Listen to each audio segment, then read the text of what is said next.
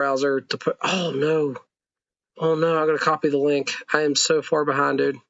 Oh no, that's okay. I'll talk my way through. Yeah, you keep talking. We're probably already live. We are live, so let me click into it. No, dude, I am so far behind on everything. I am trying desperately.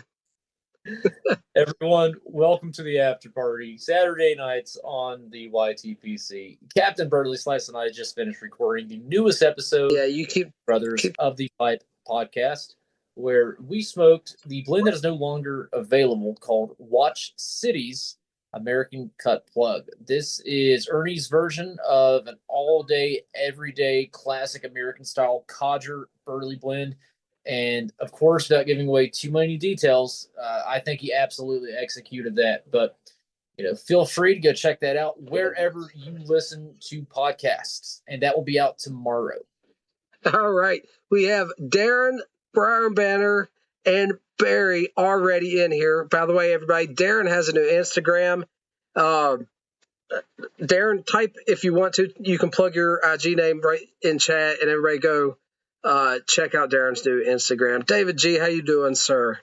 How you doing? Guys, we have a fun one for the after party. You heard what we just did on the podcast. But for the after party tonight, me and Hunter both have a big old tub of American-made Prince Albert.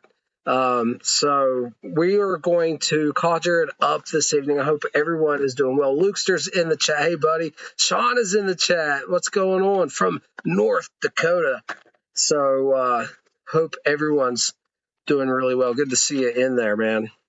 Really conjuring it up because I swapped out the Guinness for the night with a Coors Banquet. So I have the Peterson Dairy 221 Fishtail that was gifted to me by our friend Smoke Snacks. So, and I've got my number 1673, my most smoked pipe. Awesome. It's been a really good day, guys. I'm in good spirits. It's been a busy day, and there was a lot of work done, but it's been a really good day. Hey, Static Age Show, what's going on, brother? So, I think he was trying to join in last week. I might have been up while he was trying to join in, but him and Smoke Snacks was at the coolest place, and I guess they couldn't get in and was stuck outside on the patio or something. But yeah, so good to see him. Mr. Dearly is in here. What's going on? He just loaded up some Lonnie aged Burley Flake in a tavern, Bilge Clay. I've got 2 tins of that. He's hoping that the clay will provide the purest experience. I'm a big fan. I have a tin from 100. That tin I picked up at Muletown, was that like from what, 2018, 2019, something like that? I don't remember, to be honest. Okay. Ooh, David G's got some buckskin and a Grunwald Wizard sipping a PPR. That is exciting. Lukester's in a hotel room in Macomb, Georgia. So if I Irish goodbye, I hope you guys understand. Of course, Lukester, thanks for stopping by. I hope you're having a great weekend, my friend. I haven't been to Georgia in a while, but Static Age Show says we could get in. It was just packed, which is completely understandable. Oh man, Copper, listen, buddy, I got an update on the Captain Burley Slice hair pomade made by Mr. Old Man Copper here. Farron is in the chat. What's going on, man? You jump on in, guys. Anybody that wants to, the Zoom link is pinned in the chat. Oh man, Copper, I took the top off the Jeep today and went riding around, and hair I know was blowing everywhere in the naked Jeep, and I have not put anything in my hair since very early this morning. So the Captain Burley Slice pomade is convertible proof, and just a little update there. Like bacon. So it's Macon, like bacon. Okay, Lukester, thanks, buddy. Macon, Georgia. I don't think I've heard of that. Have you, Hunter? No, I don't believe. I've been to Georgia, but it's been over 10 years. I don't guess I've ever been. So yeah, they were talking about Solani H Burley Flake. I was lucky enough to get 2 tins of that recently, and I could have bought more, but at $20 a tin, you can only get so much. Hey, Greg Tuttle, what's going on, man? Long time no see. Long time no see. Hope you're doing well, man. Robert, how you doing, my friend? What's going on, brother? I'm great. Good evening. Very good. Happy Saturday. Happy Saturday. Good seeing you, man. You too, brother. Dude, awesome hat. Thank you. Is that a Stetson? No. I wish. This is in honor of my Pravada Cigar Club I'm smoking tonight, so I thought I'd wear a hat like him. Nice. Very cool. I'll be lighting up a cigar after this, Prince Albert. We got Rob Red, Chris, Carrie. Let me see. Oh boy. Mr. Dearly says he was fixing his lady's 06 yellow Wrangler. The coolant temperature sensor was on the fritz. I love how that car makes me feel like I am a competent mechanic. So the 06, well, they have the 3.8 in it. What was in that? Mr. Dearly grabbed 2 tins of the aged Burley Flake. What a great what a great blend. I've always said that Curie is my lighter twin because she also uses the Cornell and Deal edition Zippo, which I'm sure you cannot see. But anyhow, broke that back out. Been using that all week at work. Big fan. This one's got a lot of mileage on it. And it's fresh. I'm a big fan of that Zippo. It looks great. We got Matthew in the chat. A very good evening, sir. I hope you're doing well. It's got the inline the 4.0 inline 6. And did you say you were having overheating problems with it? What a classic issue for that engine. But the 4.0 inline 6 is one of the greatest engines probably ever made. That thing will not die. What's in the Glencairn tonight, Robert? Tonight I am drinking a barrel bourbon cigar blend. How is it? It's fantastic. In fact, it's one of the best cigar blends I've had in many years. It's very, very good. It's actually better than the Magnus that is very known. The Joseph Magnus cigar blend is kind of the most popular. I would say this is better. Oh wow. Big praise. Greg says he's buried at the house. Wife has Parkinson's and it's getting rough. My pipe is getting me through it all though. Greg, I hate to hear that, but glad that your wife has such a good husband to stick through with her. That's awesome that she has you. Piper Oakey is in here. What's going on, brother? Good to see you in here too, sir. Man, I'm having a 95 calorie Michelob Ultra tonight, man. Just taking it easy. Hey, so I have a question. So when I finish this cigar, I actually do have my new Idiots with Class pipe. Hey, that's actually what I was going to smoke on the podcast tonight. And at the last minute, I was holding it up to Hunter, showing him, because I've only smoked it once, what a brand new Bones versus the YTPC Legends one looks like. And I'm like, actually, Hunter, and then I have that Chubby Rhodesian. So I've got like all 3 gradients of color, like new, normally used, and then completely abused, filthy animal, right? So at the last minute, I was like, actually, I'm not going to smoke that tonight. Leave it in that clean state. So I can do a video showing how they color and have like a little bit of natural progression. The natural patina over the time. Right. Yeah. I think the Legends pipe is almost caught up with David G at this point. No, that's looking pretty dark, man. That's pretty dark. He's saying it's almost caught up with where David G's was when we met him at Muletown, and he had smoked his for like 3 days or something, is what he's trying to say. That's exactly right. I mean, we just got it in the post office less than a week before Muletown, and David's was already like aged, like really been through the works. It was awesome. Speaking of David G. Oh boy. Oh yeah. Robert, that is not the user-friendly type stuff. I mean, I hope you understand that, right? I do. I know what I'm doing, guys, because I'm doing it for y'all. Listen, that's like the ritualistic shaman level. You know what I mean? Spirit journey. I mean, listen, Chavez, after the peyote, he saw some stuff. Maybe I can too. Hey, I want to show you guys something. Viva Revolucion. I want to flip my camera around. Oh no! I got Well, dropped. you did a I kickflip did. on you. I want to flip the camera around so you guys can see something. This is my new snuff setup. So I picked if I can figure out how to flip this. Bought this at Walmart, and so now to get to my nasal snuff, I just grab this. Look at that. Wow, look at that. What I Cool, man. want. There's a good bit in there, but That'll get you through the weekend. a David G weekend maybe. Maybe. I like your optimism. We got PAD Anonymous in the chat. How are you doing, sir? Great seeing you in here. And so I don't have the white label. I do have the black label in the Rustica. So you just say when. I'm saving mine till midnight. Look, I got some. We'll do Indian Rustica tonight. I got my black label, which is this says standard. What's that lighter label on yours say, Robert? Can you see that? It says cafe. Okay, so yours got a little espresso in it. Num num.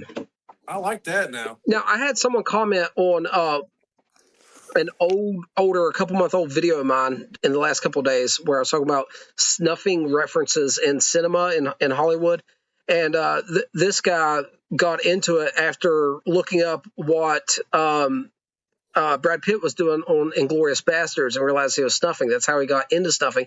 He just ordered a 12-pack, 12 8-gram containers, all of Indian snuff, and told him I'm looking forward to his thoughts on that because that Indian stuff is its own expression. It's really really unique to that area.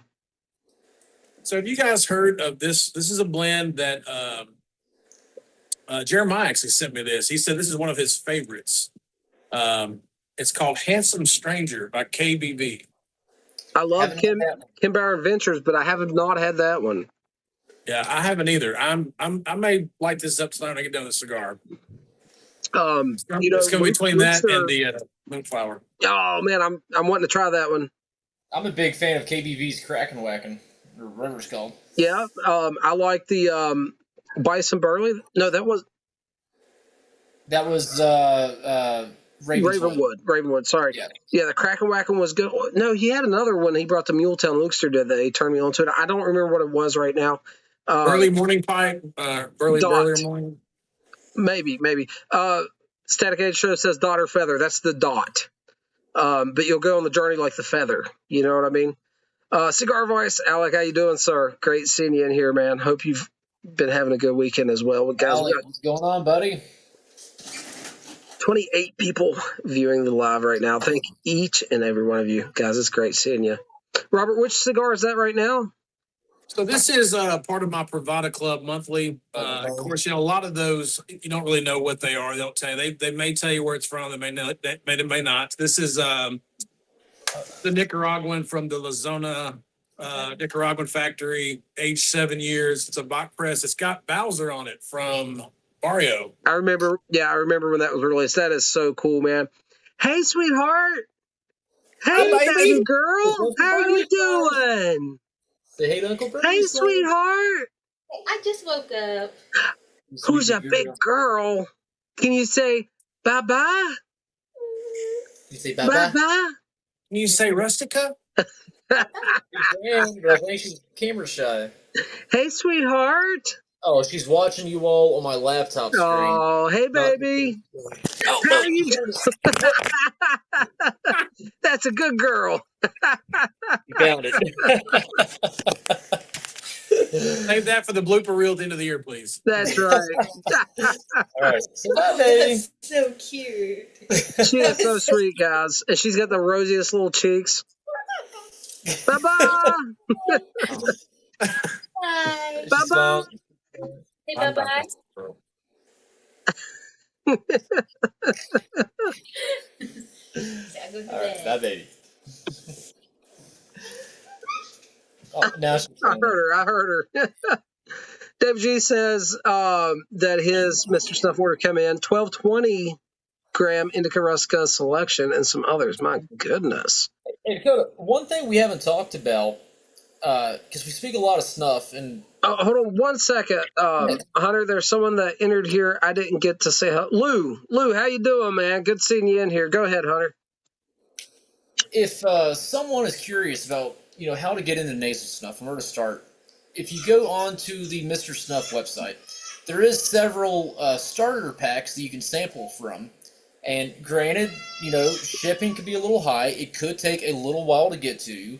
But if you're patient, it really would be a great starting place. There's a couple different packs on there. Just a little public service announcement that if I was to do, start this nasal snuff journey all over again, that's where I would begin, is with a couple of these starter packs. If I had it to do over again, I would as well. But here's the thing. Most snuff, it keeps well, guys. And Yes. you don't have to baby it. It'll dry out some and it's still just totally cool. Most snuff I like, period. I am far less picky about snuff as compared to cigars or pipe tobacco. But yeah, the variety packs is probably the way to go. And here's the thing. Once you're paying the shipping to have it shipped from the Isle of Man, yeah, go ahead and, JSF says, just place another Mr. Snuff order. Let's go. That's awesome. Awesome, man. You're gonna change your podcast name to Brothers of the Snuff. Well, we're heading that way, I think. I'm going to place an order as soon as Hunter sends me what he wants.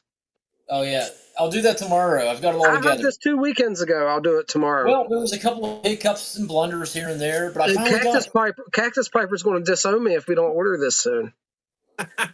I thought we didn't have any Freiberg and Trayer snuff. I have 2 tins. I don't know if that I've got a counts couple. as a snuff order. I've got a couple. I like them a lot. Okay. But we could try some more, man. That you know which one and don't mention it. Everybody will order it. But there's one in particular I'm really looking forward to. We're both getting that one, and I'm not going to mention it on here until we get it, because I'm serious, guys. Robert. This one's a cool one, and it's kind of it's got a twist on it, a little bit of a thing. Uh-oh. I like the way that sounds. Yeah, I think you will, and we'll get some to you. All right. JSF is saying having some Old Perry right now. Oh, very cool. So Mr. Dearly says he's shopping for some whole leaf Orientals so he can make some. I'm not going to be able to pronounce it. A blend, and it turns out you can buy an entire pound of Rustica leaf for $10. Now, I bought a pound of Rustica, but I paid more than that. I can't remember exactly how much it was, but I've purchased whole leaf Rustica before, and Hunter's probably got a half-pint jar of it, right? I cut some up and gave some to you, right? Which one? Whole leaf Rustica? I think so. I Somewhere. mean, this would have been 2023 or something, but didn't I get you some of that? Give you some of that to blend with? Yeah, I know where it is. It's in the closet. I know where it's at. Okay. Yeah. Had to think about that one. Did you say David G's on tonight? David Yes, sir. G is on, my man. David G, I know tomorrow's Sunday, but I will be dropping it off mailbox tomorrow. And Robert doesn't lie about that stuff. Robert's a good man, guys. And if you guys are not subscribed to House of Manners, what are you doing? You guys go over right now. House of Manners. He has an Instagram as well. And he is a stand-up gentleman. And I don't just like him as a friend. I appreciate him as being one of the good guys. He's a good human being. And he knows his bourbon. And that always helps. Look, man, if you like bourbon and you carry a pocket knife, that's like two ways to get to my heart. You know what I mean? That's 2 feathers in your cap right there, right? I don't trust people who don't carry a pocket knife. I'll just tell you straight up. Like, what are you doing with your life? You know what I mean? You don't have the most basic tool on you? Come on. I was at an antique store today, and this will tell you I raised my sons right. My 14-year-old, the first thing he sees is the case full of antique pocket knives. Oh. He beelines, and I was like, "That's my boy. That's my boy." Oonga boonga. It's basic caveman instinct. You know That's what right. I mean? That's right. Bad moment. You know what I mean? No, you know you're yeah. doing it wrong. We got said, "Dad, fire. We got things that go boom, sharp Yeah. things, and the shapely parts of women. I mean, oonga boonga. That's right. all we need. And meat. A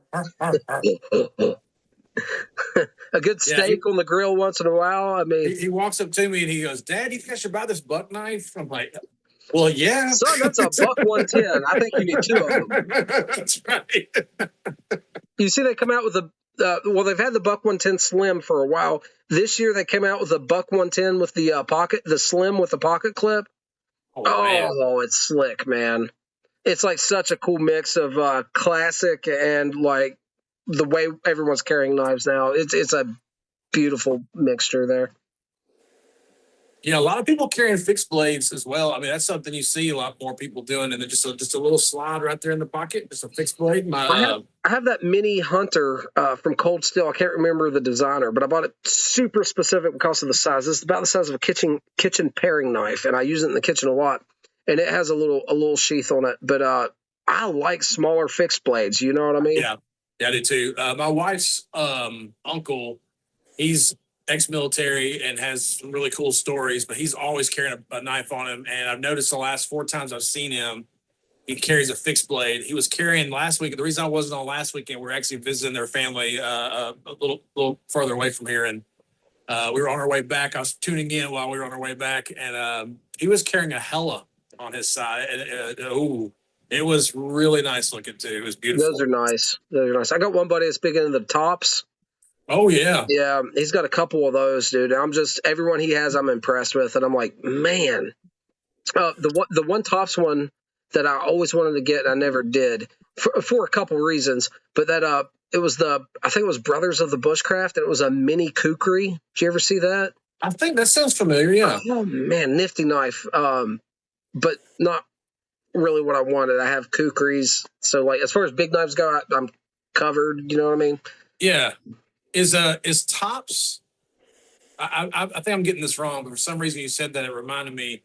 Is Tops the same company the guy left and went started Essie, or is that a different company? Oh man, I can't remember which company left. Where it might be that one. Yeah, I'm a big fan of Essie. You have that one Essie that's just gorgeous. I have a 3 and a 5. That 5 is a tank. I think 3 would be like a little bit more pragmatic, but that 5, dude, when the zombies come, you know what I'm saying? You ever need to peel open a car hood like a tin can? That's right. Yeah. I'm gonna Walking Dead it, you know. Chris or Alec is talking about the Opinels, man. These are so cool, man. Now this is the little one. What number did I say that was? A 6. But I love this little thing, man. What a great slicer. My everyday though, just because of my work, guys, I am still every day carrying the Ozark Trail with the Benchmade knockoff here with the D2 steel. These are $10 at Walmart. I broke my first one. I gifted one to Hunter, to my dad. I think for the money, and you're not afraid to use it. These are really, really good users. I have nicer knives, but the place where I work and what I might, I might have to press this into service for something it would not be intended to do. And I would rather do that with this than a very expensive one. And the D2 still does hold a good edge. They're getting better at heat treating the edges of these, and they're not bad. They're really not. That looks just like a Benchmade. It's the locking mechanism and stuff. So obviously just a ripoff. Yeah, but dude, these are slick, man, and they hold a good edge. They take a good edge. D2 still. I used to laugh at like Ozark Trail knives, and I had a lot of buddies getting them. I'm like, because I'm still a steel nerd. You know what I mean? I have a basic requirement for the metallurgy, but after that, price doesn't matter. But I do like, it still doesn't have to be like super fancy steel, right? I don't need a super steel. You can give me some soft tool steel, and I'll be quite happy. I've done a lot of bushcrafting with an old hickory kitchen knife out of old carbon tool steel. You know what I mean? So I'm not super picky, but when it comes to cheap steel, just give me cheap carbon tool steel, and I'm happy.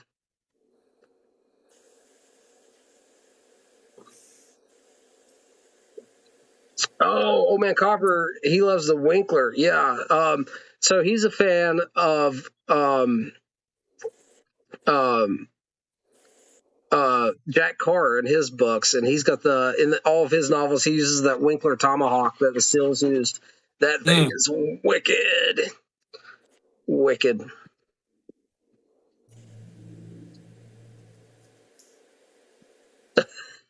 Alex says he actually carries the number 8. The number 13 is the size of his arm. There's some videos of that factory. They got huge folding bread knives and all kinds of weird stuff. Hunter, how's that Prince Albert smoking, man? Man, it's going along. Classic American codger. I mean, you know. Kind of hard to goof up, ain't it? It's just, you pack it and that's it. You know what I mean? Throw it in the pipe. Doesn't matter how light you pack it. Doesn't matter how tightly you pack it. It's going to burn. It's going to smoke cool. It's such a user-friendly blend. I mean, what can you say? Piper Oakey found a Boker 712 automatic with blue bone handle at a pawn shop. The Bokers are sweet, man. He also got a Paycock Meerschaum. I'm not familiar with that one, but I wish I had a pawn shop like that near me. Yeah, that's... I don't know. You familiar with that brand, Hunter? Paycock? No, not at all. That's news to me.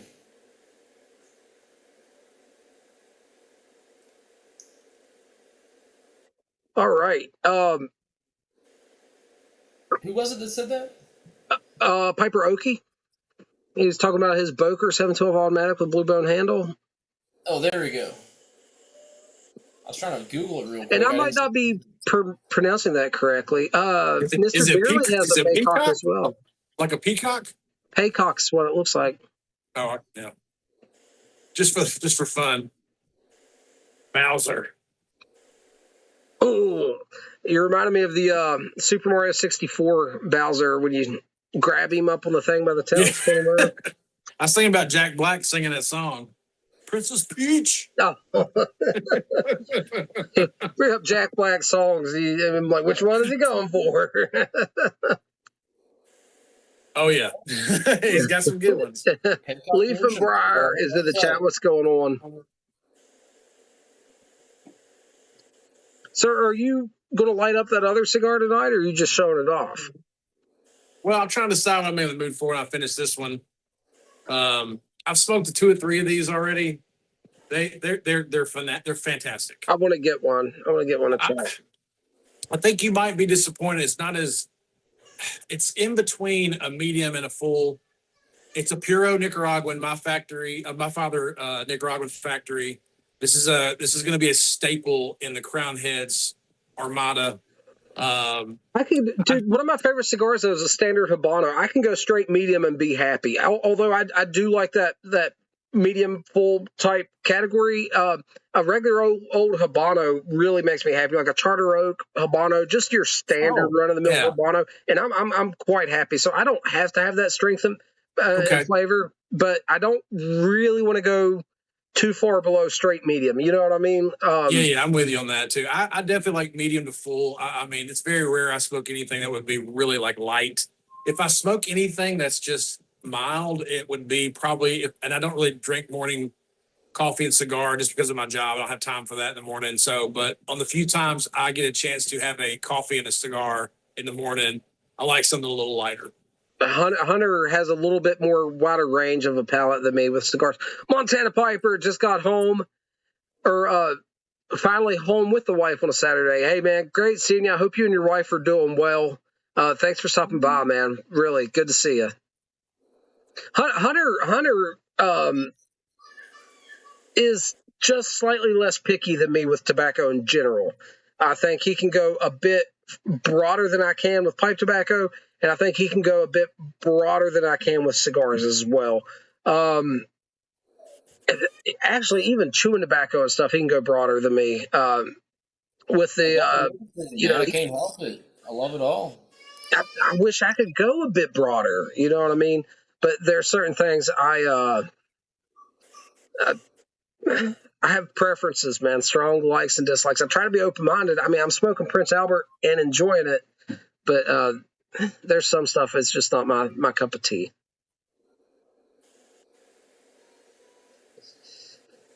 I don't know. Okay. So in the morning, having the smoke with the coffee, are you going mild or are you going strong? It's gonna depend what my day's gonna look like. You know what I mean? If I know I'm gonna have time to smoke a lot, I might go mild and build my way up.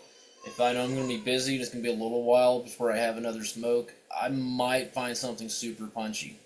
Okay. And, it depends. I have a high nicotine tolerance, so I can usually smoke something really strong first thing in the morning on an empty stomach. A lot of people cannot. Nothing wrong with that. It just depends on what my plans for the day are. But I could go either way. If I do have a preference though. Typically, I drink black coffee, which goes with everything. But I do like maybe a buttery, nuttier, lighter cigar to go with the black coffee because the two kind of contrast. They're opposites. Whereas vice versa, if I'm gonna have a really strong cigar in the morning, like a Nicaraguan Puro with a lot of pepper and a lot of punch, maybe actually a slightly creamier coffee instead of just a black coffee. A little bit of cream in it. I'm not saying like a Starbucks Froca Mocha Chino, whatever the hell it is they serve there. But I actually do have a favorite Starbucks order, but I'm acting cool right now on purpose. But maybe something with a little bit of cream to it that's the opposite of what the cigar is. I'm kind of picky on my coffee. I hate to say that.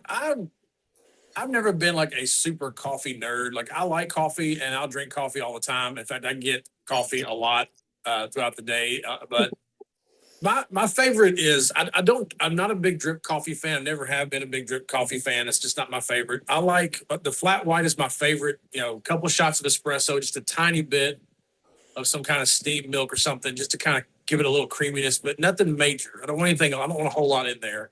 I also like a good Americana, a really good one, and a lot of people don't make a good Americana, so I don't really order that very much. But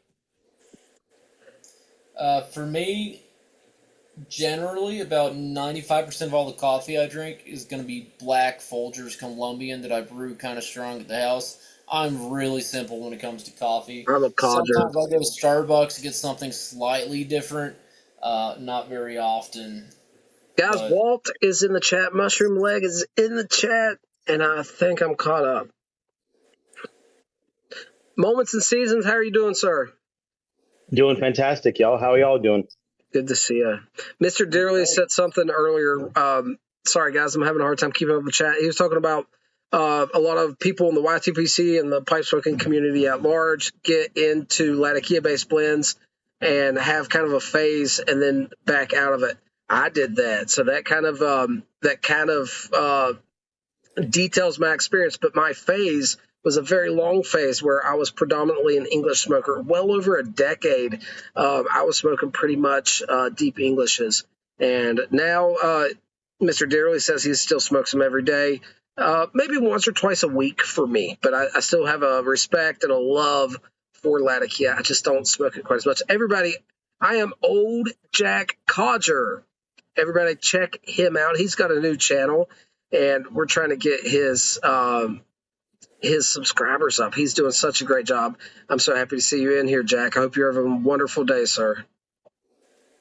Go ahead, Moments and Seasons. What you smoking, brother? All right. Bankside that I opened last week. Yep. Yep. Fantastic. I love it. That smell was the fermentation smell that I was getting. I couldn't describe it last week. When it hit me, I was like, oh, it's really fermented. It's great. And I got a brand new pipe this week. Last week. Oh, I have it wow. This thing is I didn't know it was going to be this freaking big, dude. That It's is a Viking. tank. Yeah, it is a Viking. Look at the size of this freaking bowl, dude. Look at the Wow. wall thickness, man. Wow. I thought it was going to be like I thought it was going to be like a nose warmer, like this big. I thought the pictures did not do justice. This thing's a freaking like,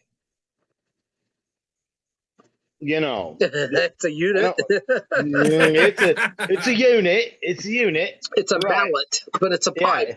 But if you have to drive a tent peg into the ground, we got you covered. Yeah. I mean, I don't even want to take this out in public. I don't want people to get the wrong impression of me. Whoa. He's got that big pipe fetish going on. I had no idea it was this big. You got pipe Ridiculous. envy. I have natural pipe enhancement. That's right. That's right. Things are just bigger over there. That's right. It's the new Extends line of pipes. You can get yours at Pipes and Cigars for $75. That's right. That is a good looking pipe, though, man. It really It is. Yeah, It is The proportions gorgeous. still look good. You know, it's got that saddle bit. It looks comfortable, but just from the side profile, I don't know if I'd expect all that wall thickness. I mean, there's a lot of briar there.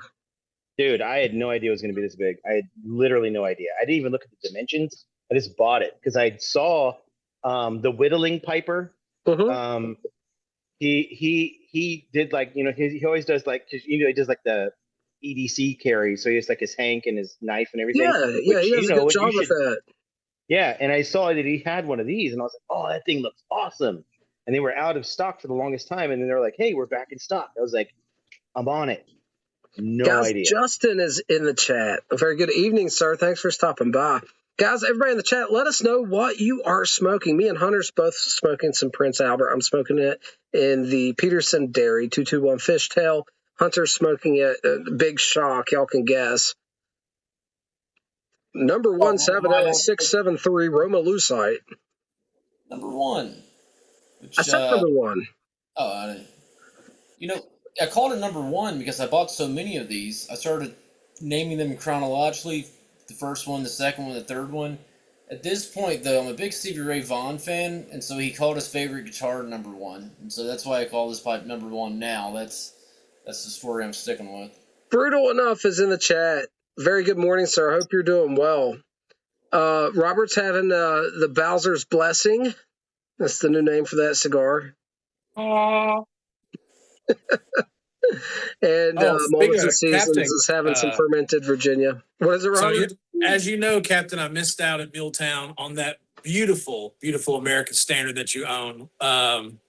But through the wonderful relationship of Chris, everybody knows we got Chris, the pipe slinger. He is slinging pipes for people like you and believe.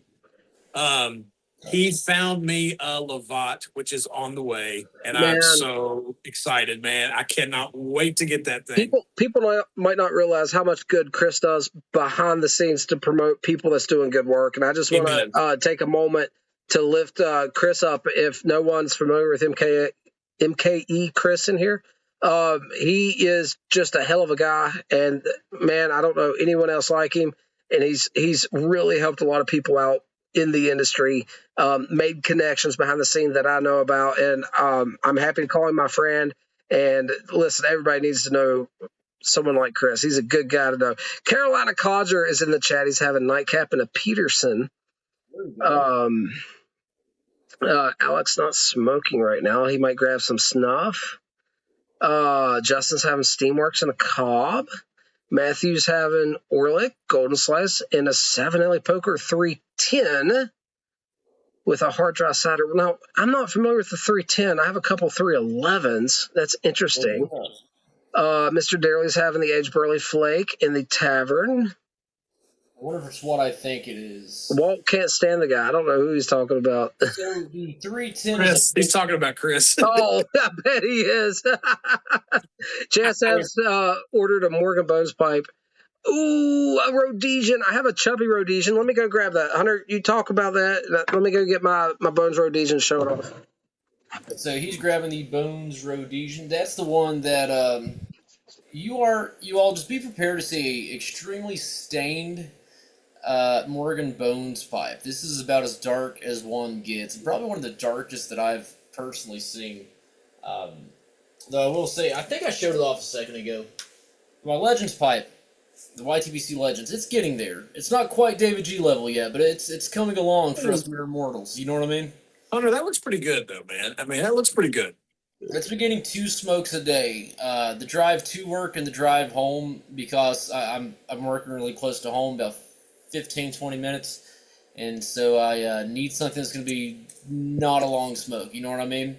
That super light, easy to clinch. I'm not much of a clincher. I can do it, but I definitely can't speak while I'm clinching. Um, but anyhow, driving the mountains here in West Virginia, you definitely have to be able to clinch if you want to smoke and drive at the same time. And this one, even for someone like me, is a breeze to drive and clinch at the same time. So this is a great truck pipe. All right, guys, I do plan to do a video on this. So, but since we brought it up, this is what Bear Briar looks like. I've smoked this once. That's virgin Bear Briar, and it's already starting to darken just for me handling it. It really is. But that is Bear Briar. These are all Morgan Bones pipes. This is the YTPC Legends. I've been smoking this since right before Muletown, and it is coloring up beautifully. That's gorgeous. It has nice contrast there, nice. and it has nice color there. Now, someone was talking about a Bones Rhodesian. I don't know if it's the same one. This is my chubby Rhodesian, and I love this pipe. But, yeah, this was my work pipe for a long time. And Wow. honestly, I'm not going to lie. Someone's going to mention it. This was dropped into coffee twice. I did not do it on purpose. I mean, ruined my coffee in my cup holder more than once because I smoked this on my way to work for like a long time. But I mean, you're going to give everybody an idea now. Everybody's going to dip in their I Morgan didn't mean Bones. to do it, man. But you know, it had to add to the color. But I did smoke it every day at lunch with like dirty work hands. You know what I mean? So a lot of natural oils and stuff, but they color up just beautifully. I like the aesthetics of that myself. Well, what's really cool is the darker it gets, you really those grains and those lines just pop. Yeah, they really do. And besides just aesthetics, this thing is a little tank. You know what I mean? Yeah. It is. I've said it. If I had to ride into the zombie apocalypse with one of my pipes that I didn't have to worry about, it might be this one, man. This cheap little Morgan Bones pipe is just, and it's predictable. I know how it's going to smoke. Yeah. And it just smokes everything well. And with the proportions, it'd take a lot to break it. It really would. You know what I mean? I think you should name that pipe Rick Grimes. Yes. We should build a little Colt Python and a holster and a cowboy hat.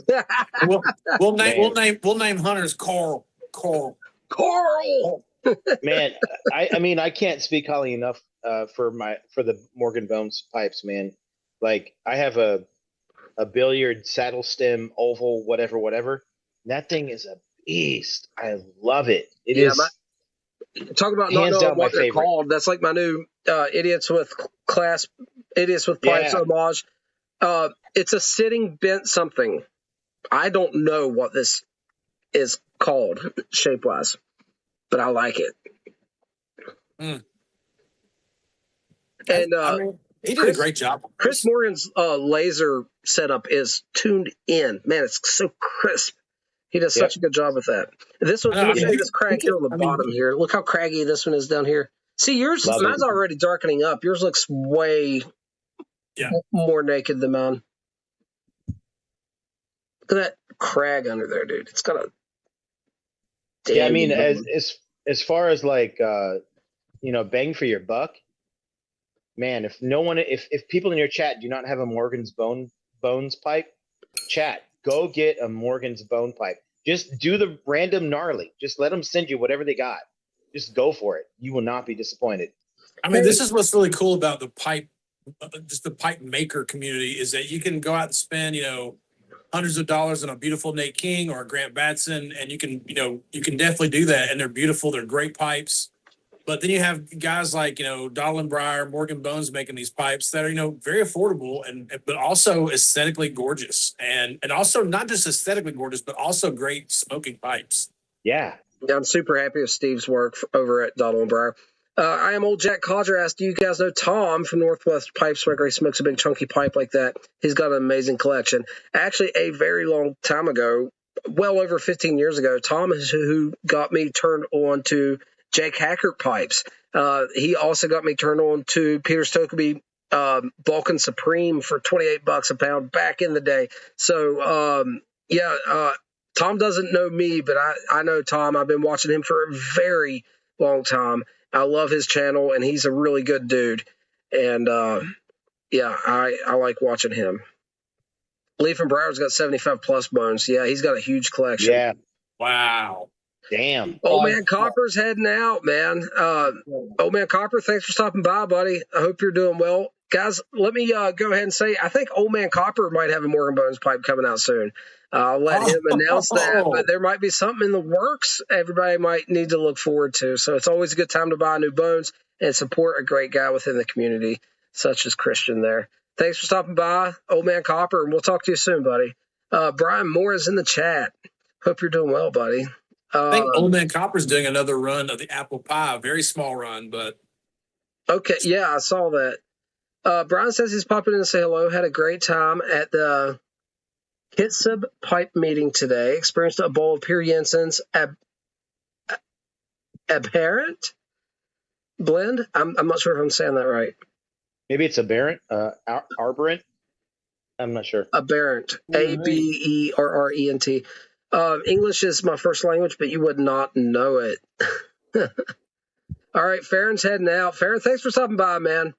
It's good chatting with you. Hope you have a great night. Yeah, Jack, I love his channel as well, man. He's a really nice guy. You know, you were talking about going through the English phase for a while, and we both really did that. Yours definitely lasted a lot longer, but at one point, both of us had gone through the Latakia phase, and I think a lot of people do. You get started usually with like an aromatic or something like that, and then you venture into usually the next step is English blends, and then maybe you'll transition into like a milder Burley or Virginia blend. I'm not What saying are you everyone talking follows about? that. Usually. On I think that's a EHF great topic. channel, he must be talking about how long Tom's been around in the Y2PC days, saying he watched it on TV. I'm not sure. Oh, my goodness. A Perry Jensen blend with Dark Fire Kentucky and Rustica? Oh, man, that sounds delicious. David G's got some apple pie on the way.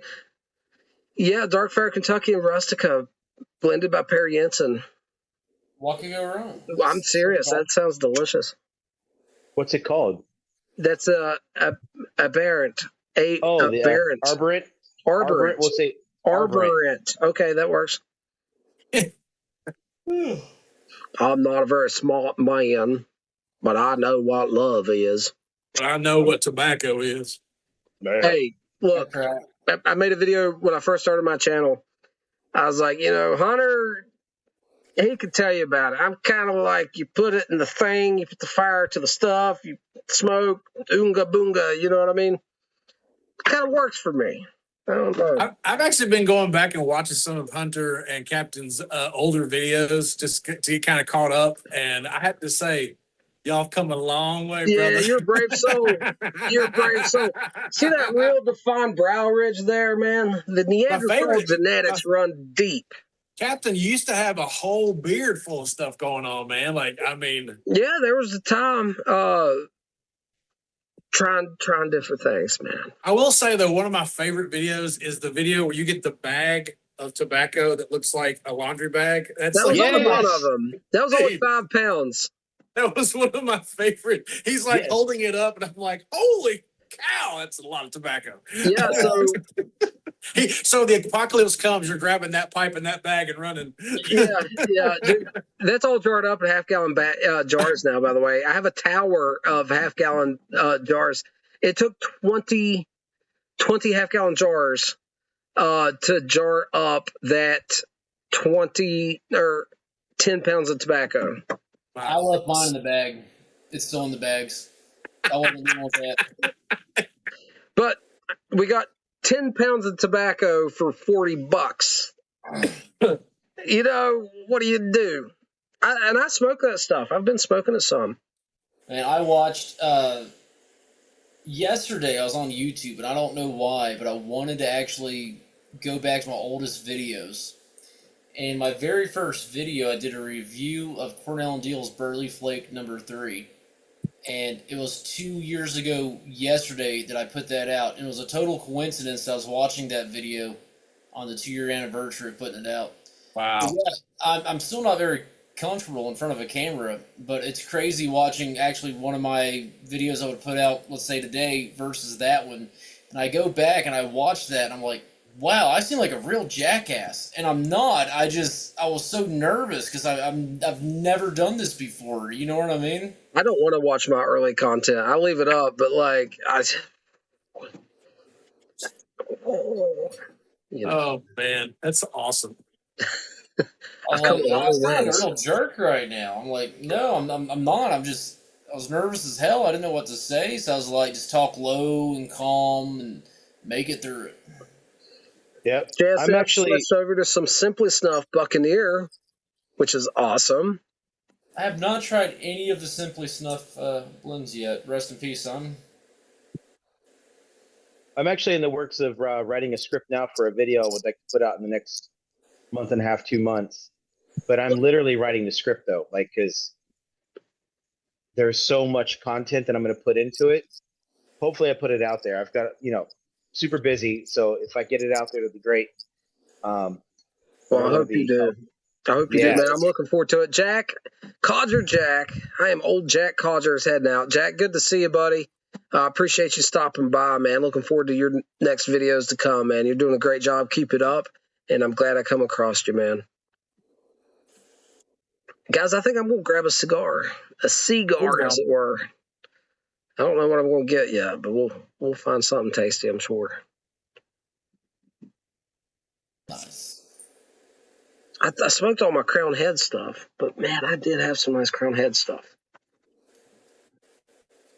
And Oz Family cigars, which is Curatoba. it's like the same but different, man. Like the same, but Same, but different.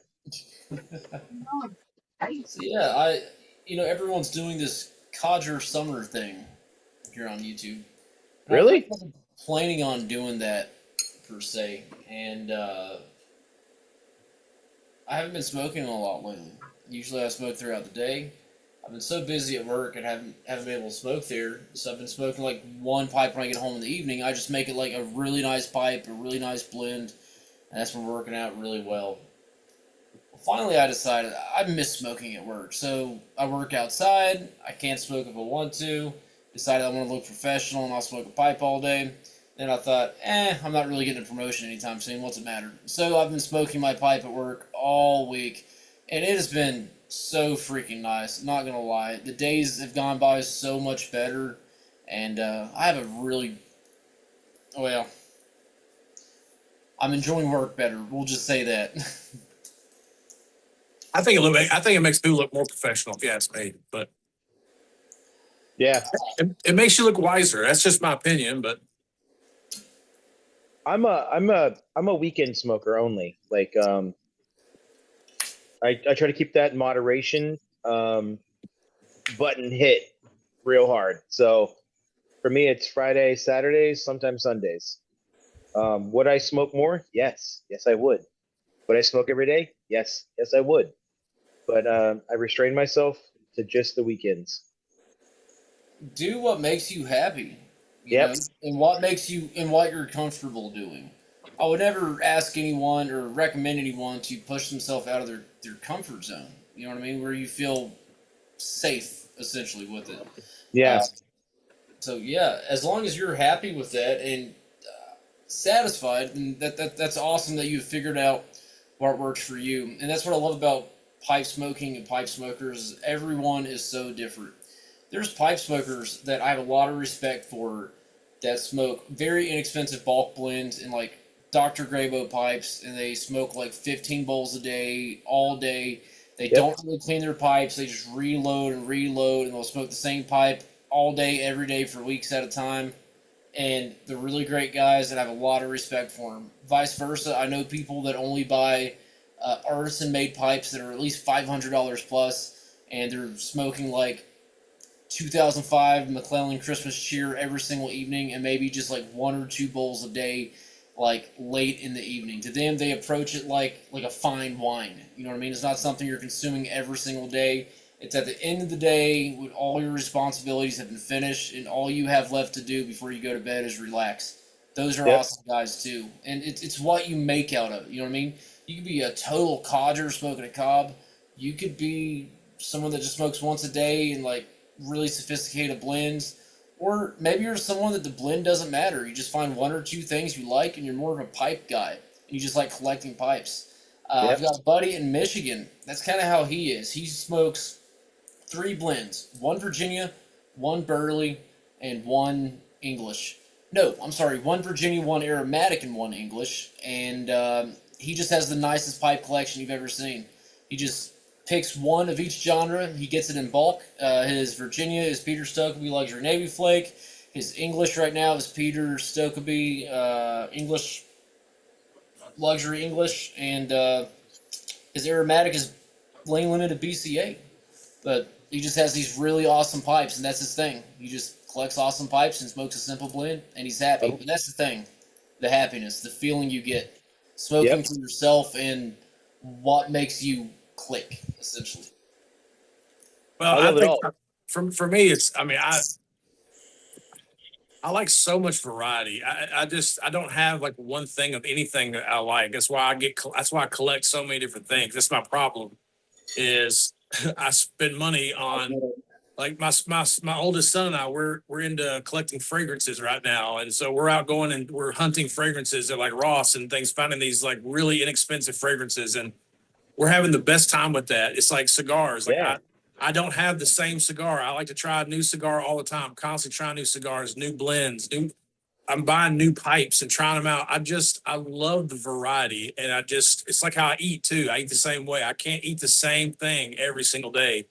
But then again, just like you said, Hunter, I mean, it's like if you have 3 pipes and smoke, Captain Black grape every day, and that's what makes you happy, then you need to do what makes you happy.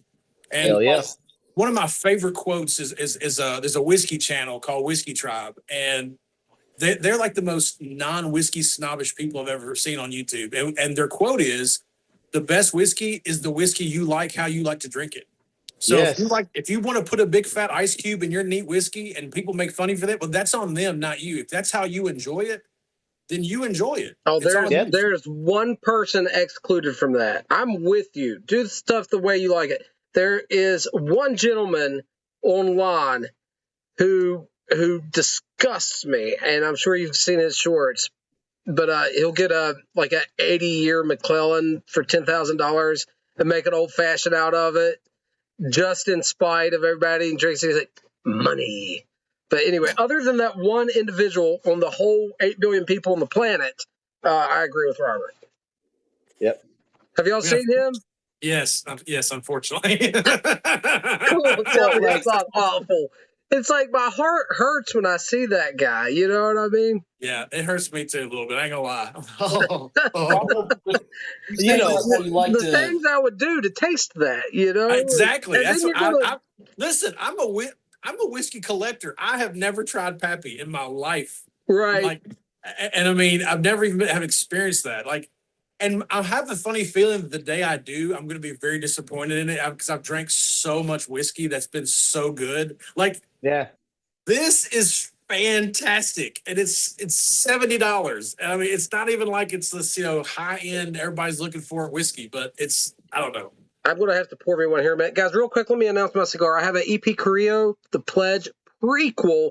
This one's the 5x50 Vitola, and the little sticker says 2020's Cigar Aficionado Cigar of the Year, highest ever rated #1 cigar, rated at 98.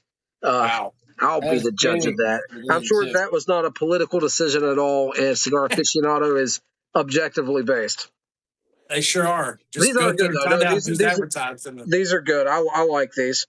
Yeah, just But look from at the Cigar judge- Aficionado and see who all is advertised the most that year that they come out with it. So Oh, Hunter's going to love this because I know how he is about bands.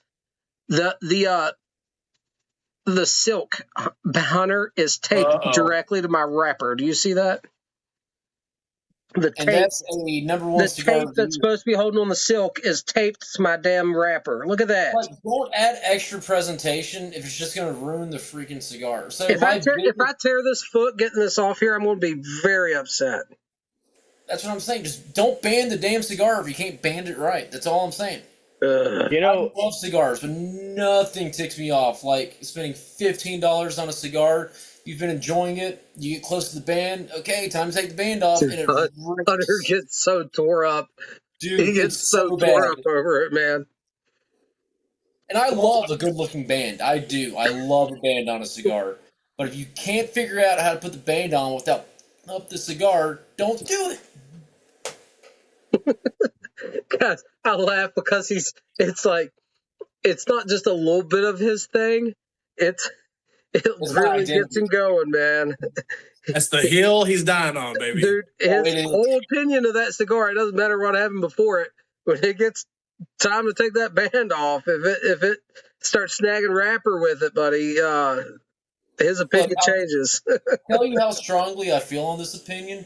I've had a cigar where it literally exploded like a stick of dynamite in my hand. It was basically unsmokable, but the band came straight off. I had a better opinion of that than a really high-end cigar where the band took That part of is the so wrapper. sad but true, guys. I've watched it happen. I was in the truck with him. Is that the one you were talking about? It was Big Sky. I'll say Big what it was. Sky, The one yeah. that literally blew up in my hand. I had one Big Sky cigar. He's had two. He had a bad experience with both of his. My Big Sky Green Label straight Habano was a fantastic regular Habano, but his experience differed When I greatly. say blew up in my hand, it was like Roadrunner and Coyote and Roadrunner style. I'm talking like Looney Tunes blew up in my hand. Luxor actually used to listen to K-Love all the time. That's funny. Yeah, when the bands rip the wrapper, it gets me, man. Oh, it's freaking worse. I can't stand it, dude. So, it's like you go out to a fancy restaurant and you're paying $200 per person to eat. You know what I mean? You have your appetizers, fantastic, crispy salad, the steak is absolutely perfect, and then you get your dessert, the final note, the thing you end on, and it was, you know what I mean? That's what the cigar band's like. You're smoking like a $20 cigar. It's incredible. You know, this is the best leaf that can be made on the face of the earth. And the glue to the band got on the wrapper. I mean, something that doesn't even really matter. You're going to screw up a masterpiece with a piece of glue. 1 second. Sunshine Bushcrafter is in the chat. Guys, has a great Instagram as well, and he is making a leather balm, a leather treatment product. So everybody go check out Sunshine State Bushcrafter. I'm going to get some of that here soon, hopefully.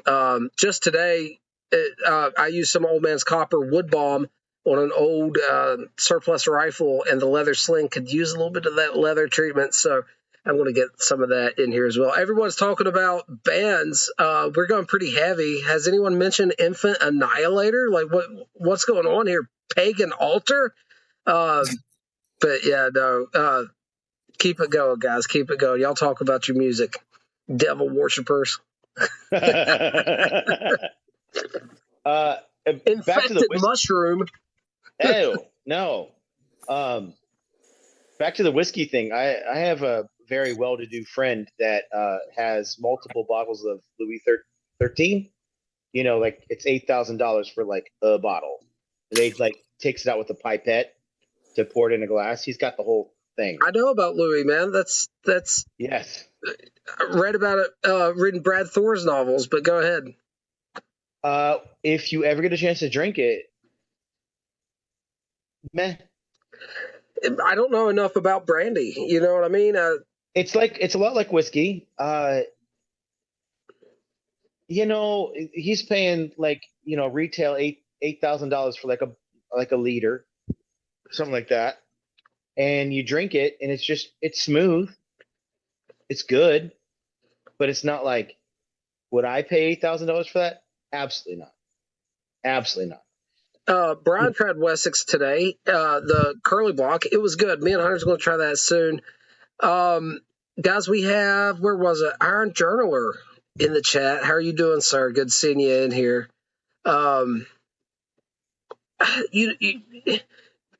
Let's talk about diminishing returns. This happens not as much in pipe tobacco because it's so limited, but in cigars, in bourbon, in lots of stuff in life, in firearms. We can talk about diminishing returns, right? You're 98% there with a $10, $15, $20, wherever you want to count that cigar, right? Mm-hmm. How much better it gets, you got to spend a lot more money to get it. We can talk about guitars, right? Yep.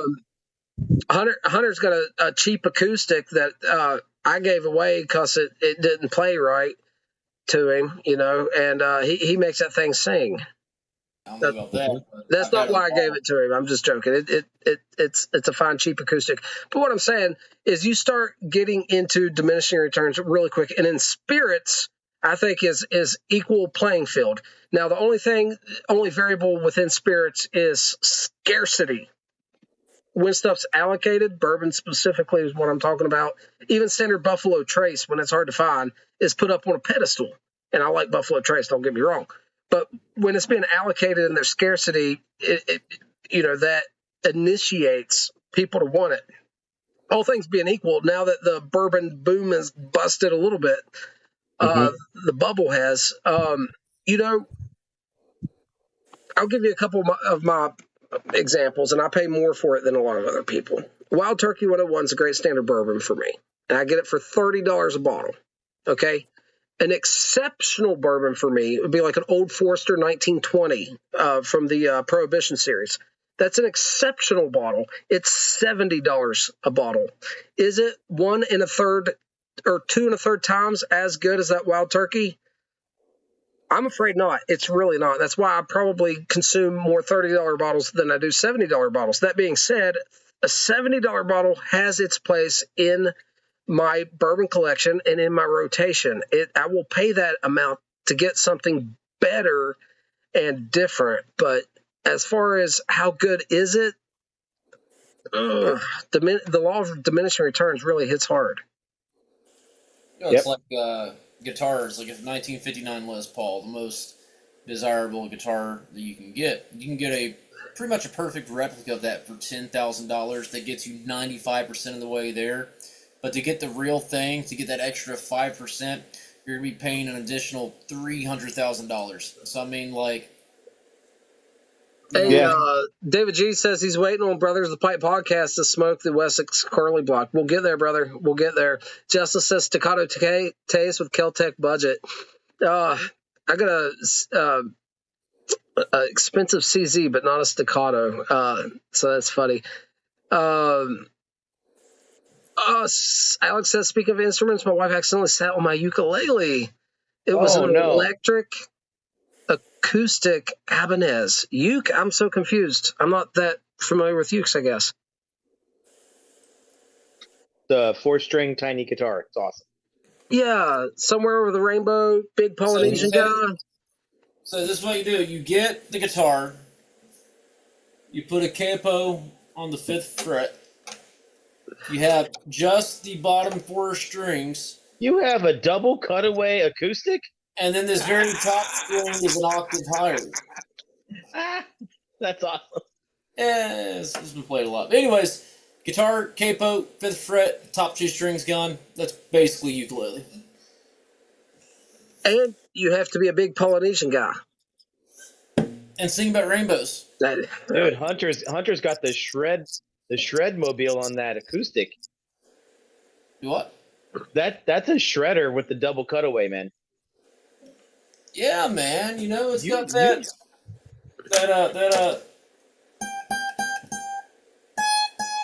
thing going on. It's fantastic. You know what I mean? Windmill that thing, bro. Pete Townsend. Go ahead and pick something, Hunter. Go ahead. Oh. Play some Scanners. Huh? Play some Scanners. Play Freebird. I don't know about that.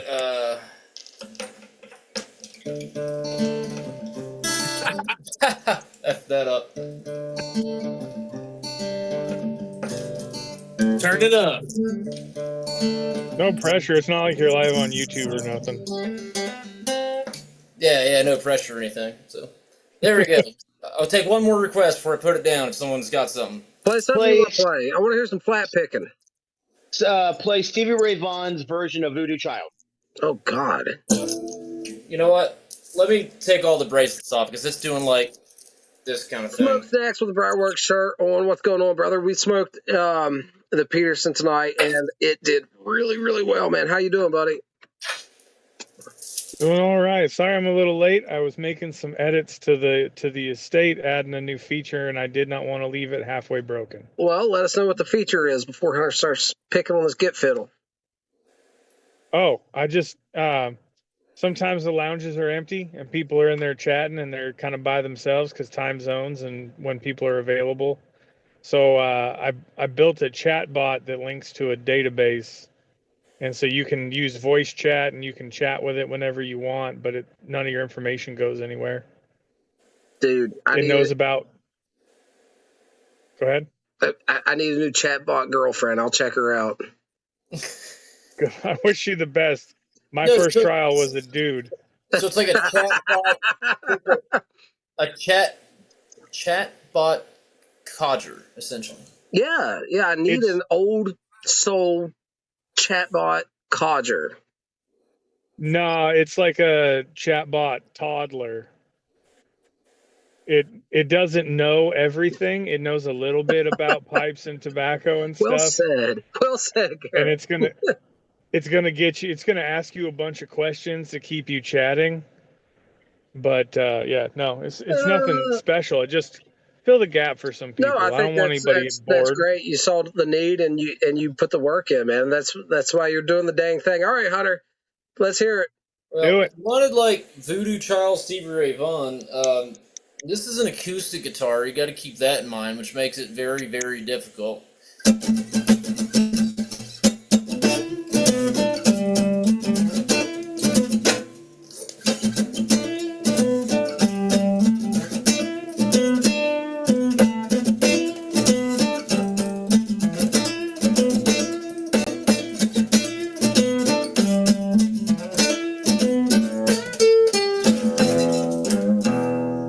I lost the pick. It's not just acoustic, it has a really high action as well.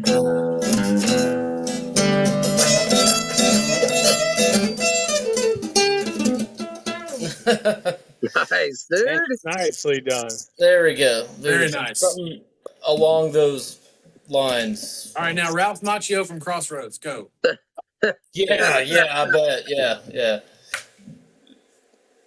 There's That's a lot impressive. of people who are musically inclined in the YTPC. It'd be awesome if everybody got together and just had a jam session. I have a kazoo.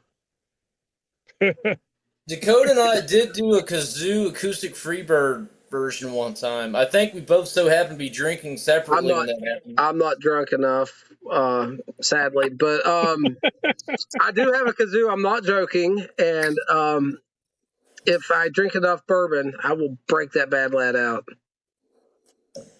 Let's start drinking. Me and Hunter, there's a video of us doing karaoke, and we were smoking Cubans and drinking Johnny Walker Blue that night. It was a dandy. That sounds like a great night, man. Oh, bro. I got married that night. Woo! Yeah. Dude, grab the kazoo. I don't know where it's at. I really do have a nice kazoo, but I don't know where it's at. I have a question. Smoke Snacks. So if you have this bot that can chat back with you, is there a way that the voice can be Dr. Alan Harrells? Oh. No, to not cost money. I had it so it just renders the voice and whatever's available on your device. Tell me more about this blend that you want there, man. God. I can still smell the cannons burning. Yeah. Well, I want to know, if I use this chat bot, am I going to be put on some kind of watch list? Because I'm not doing it if I'm not put on a watch list. No, they'd have to get into like two of the three sites that everything's running from. You don't know what questions I'm going to ask, Garrett. That's very bold of you to assume. I'm joking. It's not gonna. If you go outside of pipes and tobacco and cigars, it's not gonna listen to you. Yes, Oh. but if I am piping through the internet to your server, that means that Prism is going to copy everything and is going to put it through its algorithms. Piper and PR has a harmonica. Is that good? I love a harmonica. Just to be frank, big Harmonica's fan. Yorsh Jr. says trumpet. I love a good trumpet. I'm a big fan of ska, so give me some trumpet. Brian Moore played a harmonica years ago, but he's out of practice. I do like a harmonica. I'm not even kidding. Piper Okie nailed it. He says pipe cottage chatbot. I would mute that thing promptly. Mr. Dearly says, I firmly believe that dreams of being. Yes. He needs to be on shortwave radio in the 1980s. Is his problem. Is shortwave is dead, unfortunately. Well, I assume the chatbot is the butler. Yep. Okay. Garcon. It'll also random. Is that his cat's real name? No, it's a girl cat. I think her name is like Lucy. Lily. Yeah. Something like that. That was the best video, man. I'm telling you. Yeah, everybody. Josh from Beyond the Burrow podcast a couple episodes ago made a prediction. I think he said it will be announced 27th or 28th, and that it will be released the first Tuesday or whatever of the month. Hunter, I got another one for you. This is a band problem I don't see often. Let me keep talking, so maybe it'll make me big. The inner part of the band is folded in on itself and glued together there. Do you see that? Wow. It's not overlapping. The overlap folds the lower part together. I'm actually going to have to whittle this with a knife, I believe, just to get it loose. That was made on a Friday. Yes. Yeah.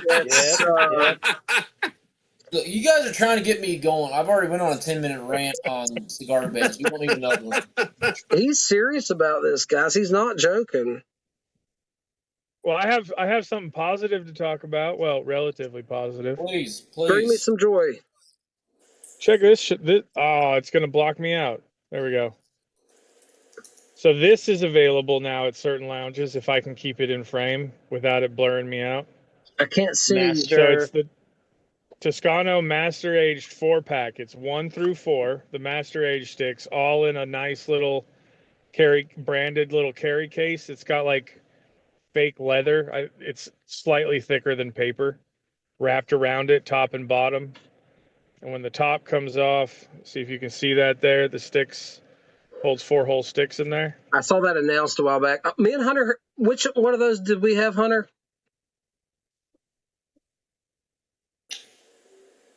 The one that had regular cigar leaf in it incorporated. That it does have to be in a humidor. That's number 5. 5. Okay. I didn't realize you could buy a lot of Toscano on smoking pipes. And so with my next smoking pipes order, I am getting a 5-pack of the Limoncello because I really want to try those. I don't know if I'll like them, but I have to find out. Do you like hookah? Never tried it. Really? Hookah's awesome. A lot of fun. Never tried it either. That's what it reminded me of, and I was expecting Toscano, so just like every other time you're expecting something and something else comes your way, like I was put off, not gonna lie. I tried to come back to it with a fresh mindset, and I gave it to a homeless guy. Okay, so update on Talk to the Butler. It's kind of cool. So kind of, yeah, it needs work. No, I mean it is pretty interesting because I actually feel like I'm kind of having a conversation right now. I'm not going to read this whole thing verbatim, but I'm just typing in and I just couldn't think of anything. So I said, what's a good remedy for tongue bite? You know what I mean? And it's giving some advice, and it's like, hey, what pipe are you using? And I'm like, Savinelli 673. It's a great pipe. Savinellis are known for this. How do you feel like the finish holds up? Is it doing well? Notice any issues with it? And I say, Yeah, it's doing really well. The rim does darken just a little bit with natural use. So it's like, yeah, that's real common for that pipe or any pipe really. That's cool. What's some of the go-to blends you like? And I feel like I'm chatting with a codger actually. It's pretty Wow. cool. Yeah, I'll be right. it's not as informed as I'd like it to be. Well, it's not necessarily Google, but it does actually feel like I'm chatting with someone. Yeah, and it'll pop in randomly in the lounge rooms, in the chat rooms. So if you want, you can like add it. Yeah. And if you add it in one of those lounge rooms, it'll start chatting with you if you're in there by yourself. Okay, well that's pretty cool. I'm gonna have to play around with this feature a little bit. I've never seen something quite like this, but it's kind of got me thinking about things. Like, I don't know, I've never really thought about the finish of the 673, but yeah, I guess it does hold up really well, other than the minor rim darkening you get. But this is pretty cool AI technology. Yeah. Be It's right a back. really low end. Yeah, chatbots, man. Chatbots can do some really advanced stuff, but we're talking about specialized chatbots. And there's specialized chatbots within different spheres. If you're, let's say, on Twitch and you're streaming certain things, you can do chatbots that control the character in your game and can do all kinds of weird stuff. But like, chatbots are specialized, but they are kind of base level compared to what AI is doing and other stuff. Man alive, dude. It's crazy. Yeah. Do you remember the old chatbots? We don't Garrett? have the money.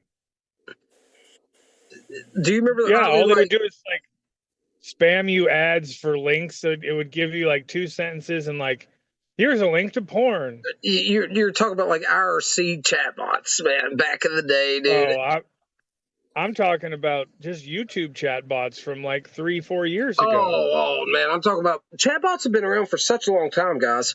But a lot of times, they would spam stuff regardless of what you said. But like pointed chatbots that like if you they would look for keywords initially, you know what I mean? And dude, it's so funny. We've come such a long ways. Yeah. But chatbots are annoying too.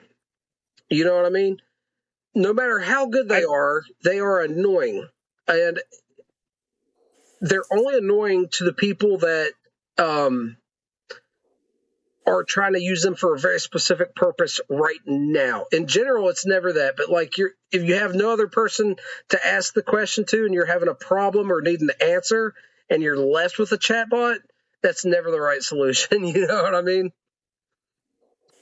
I am slightly concerned that a new user will use it and take its advice as gospel, but because it is pointed at a limited set of data to reference for advice and whatnot, but like it's not an AI, so it's not going to do a whole lot of high functioning. But if it pulls the wrong data for a conversational reference, it's going to go bad.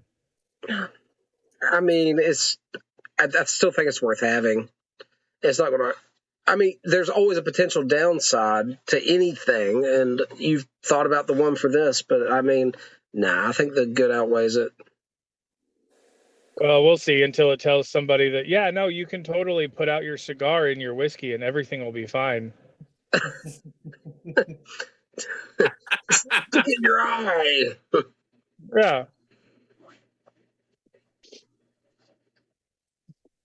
But if I were to plumb a real AI into there, that would cost so much money that I would need to start getting advertisers. No, there's no. Well, there's no need for that either, to be honest. What pipe you got there? You might have already mentioned it. No, I did not. This is my Rattray's bare knuckle, 145. It's a full spigot, 9mm spigot. Well, I'm not big on the 9mm, but other than that, dude, that is a rockin' ass pipe. Yeah, it hangs really nicely on the chin, and yet keeps the bowl away from your face so it doesn't come up to your eyes. It's really nice for traveling, and it's got a really narrow stem. So as I move it back and forth when I'm driving, it's really nice. I love it, man. You've got a bunch of those rat trays that look like Peterson's. Like I would just assume at a pace or two, hey, that's a Peterson something or another, you know. And Yeah, you would. full spigot like that is not only sleek and attractive, but is a practical design. It really is. It is. The only downside is you can get like a false positive bite when you go to seat the spigots. I'm sure you've seen people do it where they put it together, go to put it in their mouth, and the bowl drops off. I've been very careful with my ADS spigot that Hunter got me, and I haven't had that happen once yet. But it's a physics thing. You know what I mean? I get how it could happen, but I've been like very, very careful. I have a Peterson 317 spigot. Haven't had that happen yet, but I worry about that even with my like system standards or even my Dr. Grabo Omegas and Wellington pipes.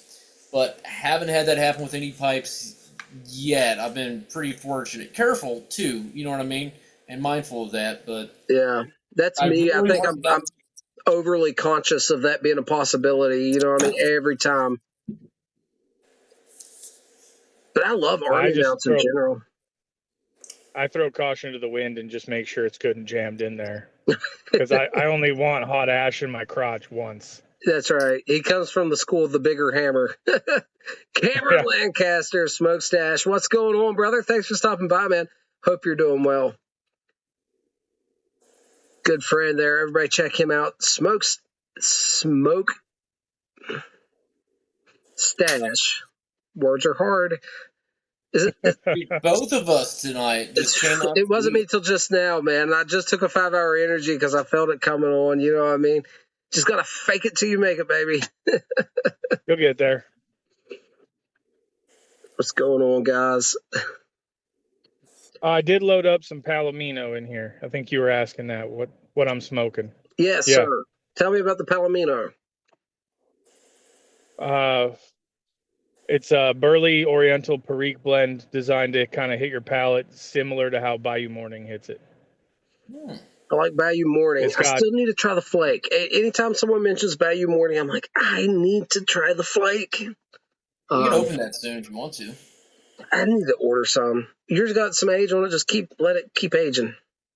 It's not too much. I've had a fresh tin of flake and I've had fresh Bayou Morning side by side. And the flake is really similar to it, just what you'd expect, right? You press a tobacco and it sort of accelerates the aging, the way that the leaf tastes. Doesn't actually age it, but it brings the oils and everything melds together faster. That's what it tastes like. It tastes like you've gotten a older thing of Bayou Morning. It could change the burning characteristics as well. You'll have a tighter pack because it's been already compressed. It's an interesting conversation. There's and there's one definite one that Hunter and a couple people that I know in chat right now will say is better and loose than pressed. But typically speaking, for me, almost exclusively, everything I've had is better in a pressed format. Almost everything, but there always are exceptions. Well, the pressing process will balance something, smooth it out, make it a little bit sweeter, even advance the aging process effect just a tad. Touch. But like something like Haunted Bookshop, that's actually not the effect I want on Haunted Bookshop. I like the fact that it's a little rough around the edges and that it's a little bit punchy and a little unsmooth and slightly unbalanced. In this situation, that's kind of a positive. I still enjoyed Haunted Bookshop Cake a lot, don't get me wrong. You know what I mean? So it's not that I didn't like it, but of the two, I kind of like the ribbon cut for its edginess. But I'm not most people. I would say like 90% of the population would say that the cake version is a more refined version of Haunted Bookshop. It's because it is. They will probably like that better. But the unrefined is kind of what makes Haunted Bookshop shine for me. I get that. That makes sense. It really does. Brian Moore says he just opened a new 8-ounce tin of Bayou Morning Flake. To his palate, it is amazing. I think that sounds awesome. JSF says BMF Bayou Morning Flake. Okay, I'm a little slow at times. For the win, he likes it. They're talking about Horizons in chat. Hunter, have you had Horizons? I have some tins that I haven't opened yet. Yeah, Caleb joined We've in. had How you doing, several buddy? tins at the house. What is it, Moments? Katie Oh, burns. no, that was smoke. Sorry. It's all good. Katie burns through some serious tins of Horizons. I haven't tried it yet. That's one on my list, though. So I want to pose a question to any of you all and anyone in the chat, and that's if you've had both Cornell and Deal's early, no, what is it? The Bayou Morning Flake. Sorry, if you've had Bayou Morning or Bayou Morning Flake and Cornell and Deal's, what's one with 50% free? Is it exclusive? I think it's exclusive. Exclusive, yeah. Yeah. If anyone's had both those, Bayou Morning and exclusive, let me know how they compare, which one's more potent. I think we asked Brian about that a couple weekends ago. Wasn't that Brian in the chat that I asked about that? He was smoking it? Exclusive and yeah, I asked him how it compared to Bayou Morning, because Bayou Morning is 25%. Maybe we did do that. Yeah, Bayou Morning's 25%, exclusive is like 50%. And I need and to I try. was asking him also how it compared to the Beast being 50, and he was they hit completely different. That was what I keep hearing the Perique present, and that's the thing about Perique is it presents itself differently, and that's one of the ones that it certainly does. You'd almost think that they had different base components, like the Perique came from somewhere else. Well, I couldn't believe the Beast, Garrett, when I first tried it. I couldn't believe that much Perique was that well behaved, because it was that very fruity Perique, and I just expected, and I know it gets a little funky with age, but I just expected fresh 50+% Perique. It was going to be over the top and like unbalanced madness, and it really wasn't. Mr. Dearly says he just grabbed the Metropolis too. It's really good. I like it a lot. Awesome panel tonight. Garrett wasn't the biggest fan, but I think he's going to retry it at some point. I did. And I'd like to. You did retry it. First impressions of Metropolis was rough. I did not like it at first. It took a few tries. Moments of Seasons wasn't impressed either. Yeah, I was let down because I love GLPs. Like, yeah, you tried it again on the after party the night we were talking about it, and that's right. You come to it with a clear state of mind with no expectations. Yep. And it comes around a little better. Well, but approaching it with expectations. Well, it doesn't. Garrett, correct me if I'm wrong, but I'm going to make an assumption here, and you guys just tell me if I'm off base.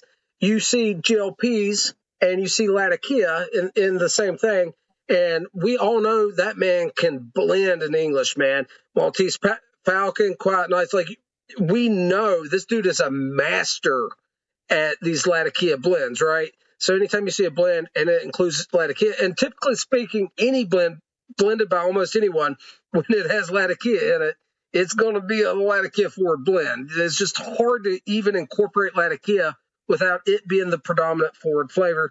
And for Metropolis, that's not the case at all. It's really not.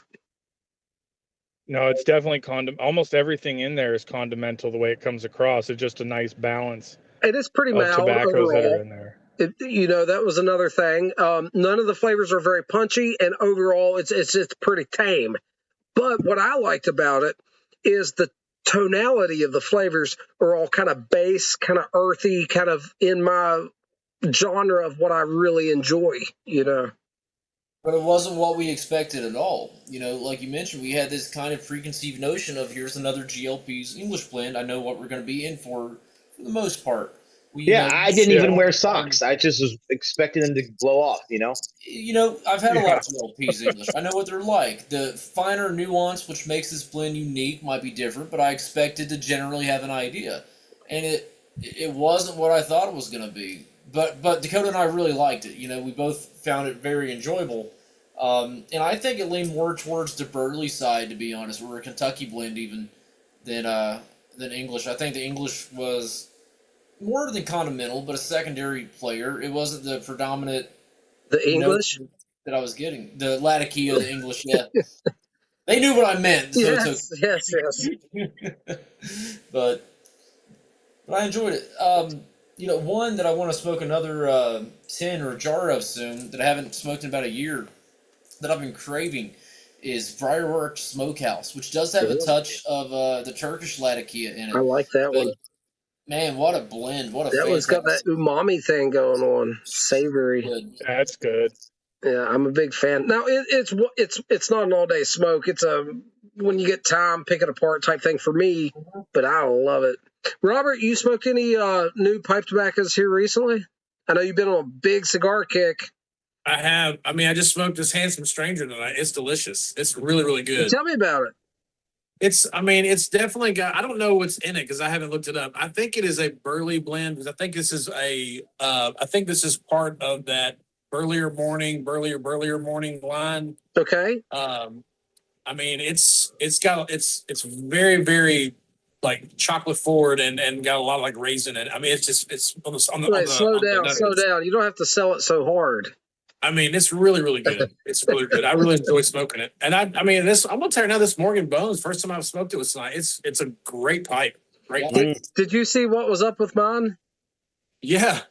The problem I had with mine. Did you see that? Did I show you that? No. Okay. Mentioned it in a video about it. And looky here. I don't know if he saw this or not either.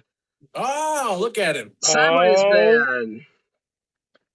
Yeah, he's coming at us sideways. There you go. There we go. How was that? Hey, Scott, did you see what was going on? Going on? Oh, I done put it up. I just had it out. Oh, Did you see what was going on with mine? No, what? The bowl coating completely covered up the draft hole.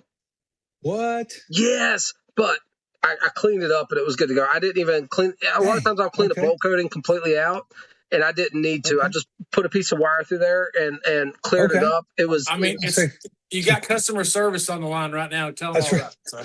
Well, I've never seen it before. I didn't know. I got one more. Thing. If you want it, I sent it your way. No. Mine's good to go. Okay. Mine's good to go. And I was going to smoke it on the podcast tonight, but I've already explained it once. I've got 3 Bones pipes and 3 stages of coloring up, so I don't want to handle it anymore. So I can show all 3. But no, nice. it smoked great, man. It did really all right, Scott's good. here. I'll be back in a little bit.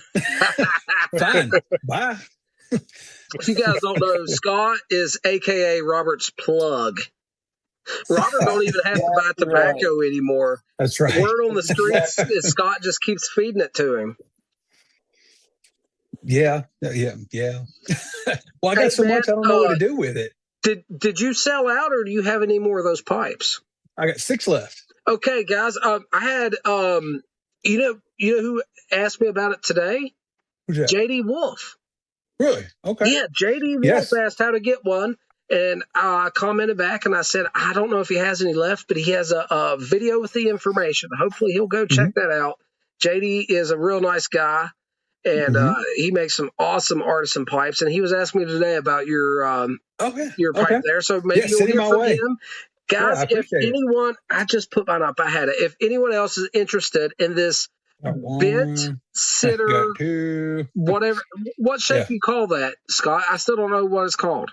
I have no idea. It's a bent sitter something that I adore to celebrate idiots with classes. 2,500 or 2,500 subscriber milestone. He has 6 left. Hit him up. Go check out his video where he gives the details. It's a fantastic pipe. I'm very, very happy to own one. Thank you, sir. I appreciate that. Yeah, and it's I saw the shape because I've been talking with Chris Morgan. I was like, I want to do something special for 2,500. So I called him up and he was like, well, I got a whole shipment of pipes in. He said, I think I got about 2,000 coming in.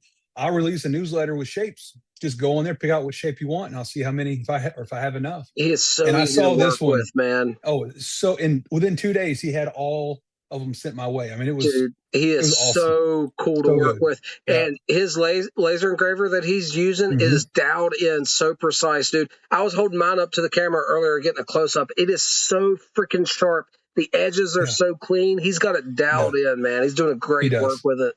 It's been fantastic work. I guess he just released a new series too. I saw. It's called the S series. Yes. I love that. That's great. The S series. The Urban Hermit is in the chat. What's going on, guys? He has smoked the last pipe of the night. That's kind of a nod to the Japanese because it goes like in the grading scale goes F S tier. S tier is above A. That's right. S tier. S tier. That's cool. I love that. That's a good nod. And once again, congratulations, Scott. Yeah, I appreciate I that. know. Yeah, it's finally had to cut the riffraff out. We could finally grow the channel, you know. So. Nah, he's Just he's gonna kidding. stick that cat on you if you keep that up. What was what do you call that stupid cat in the video? His butler? Garcon. Garcon.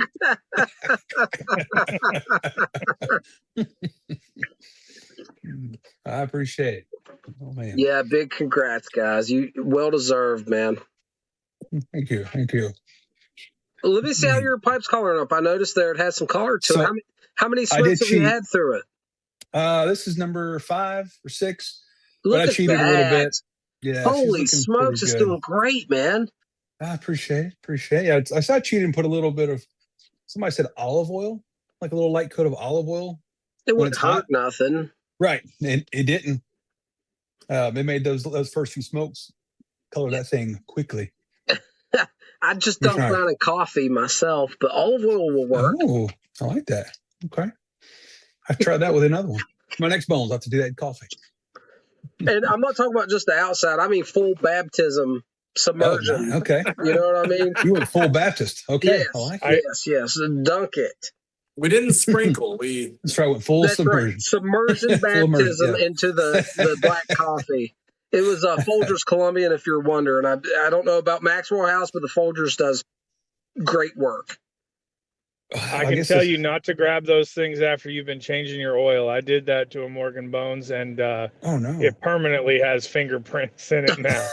Guarantee it. Wow. Sergeant Rocco's in the chat. What's up, brother?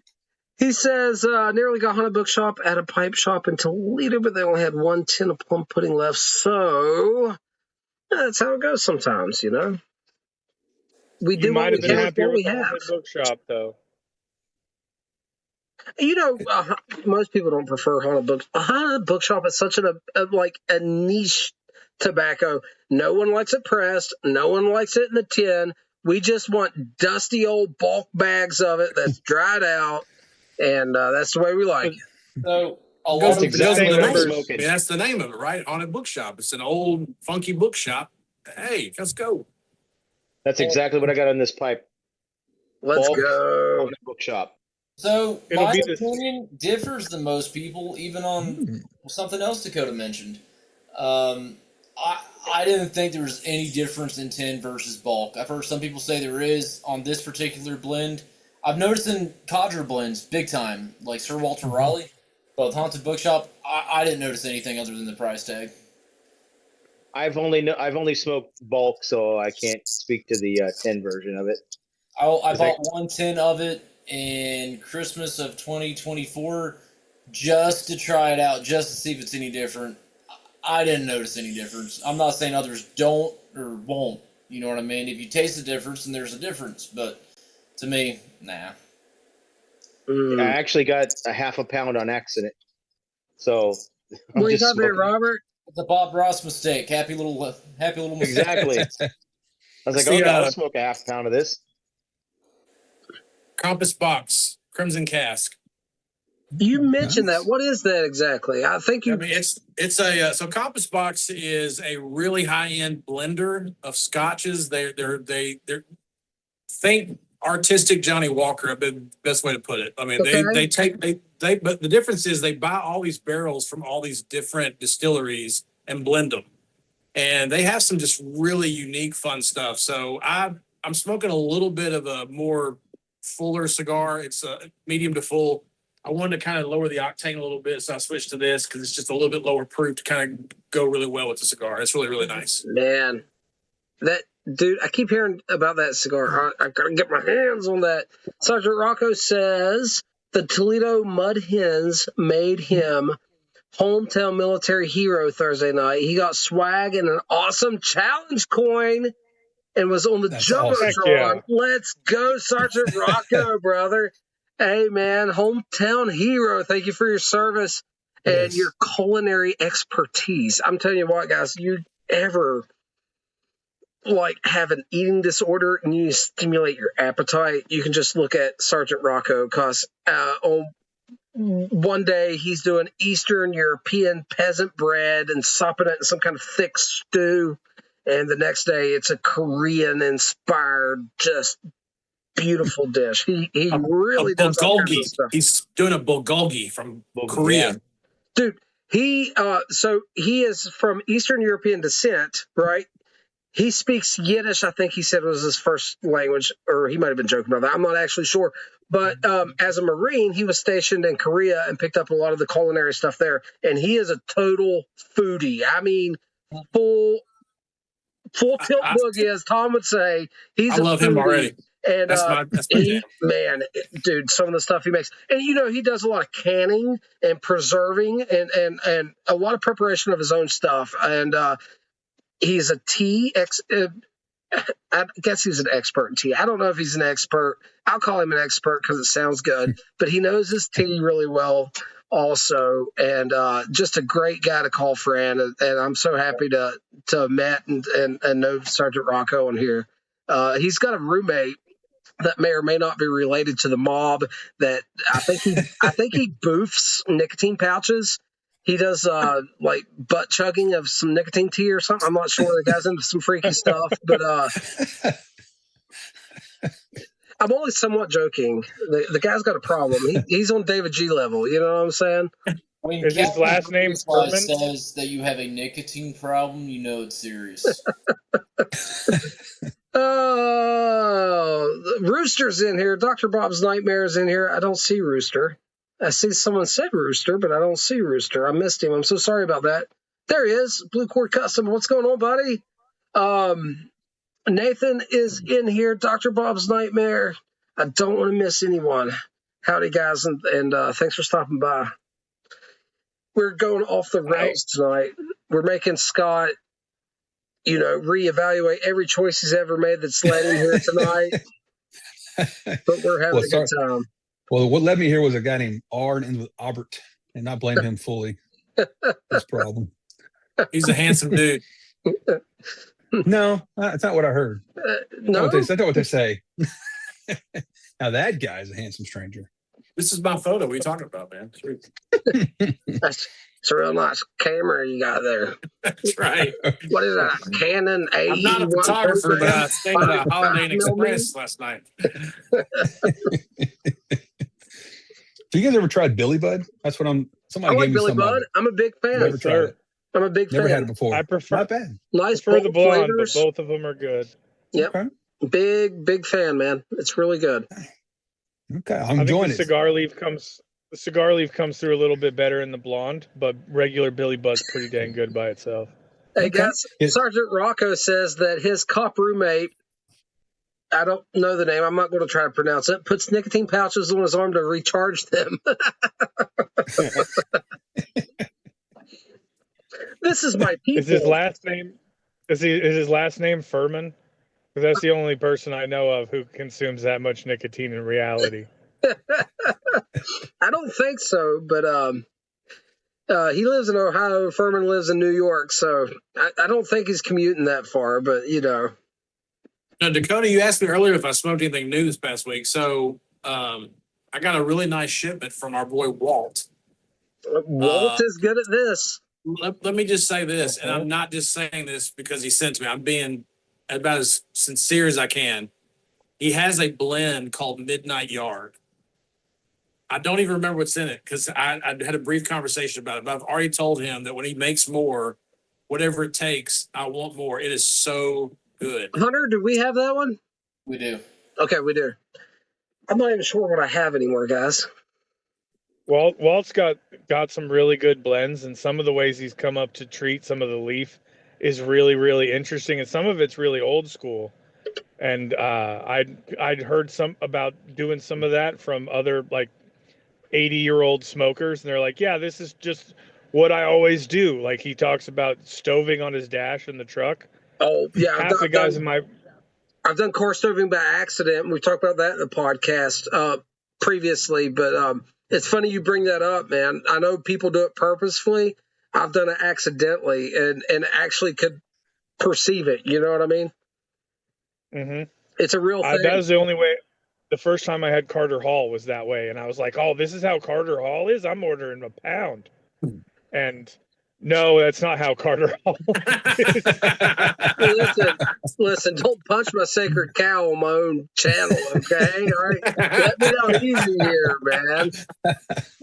Let me down easy. It's really good. I mean, it came down to Captain Burley Slice and Captain Carter. I mean, he was trying to figure which one was going to be. So. Now, Captain Black was technically taken.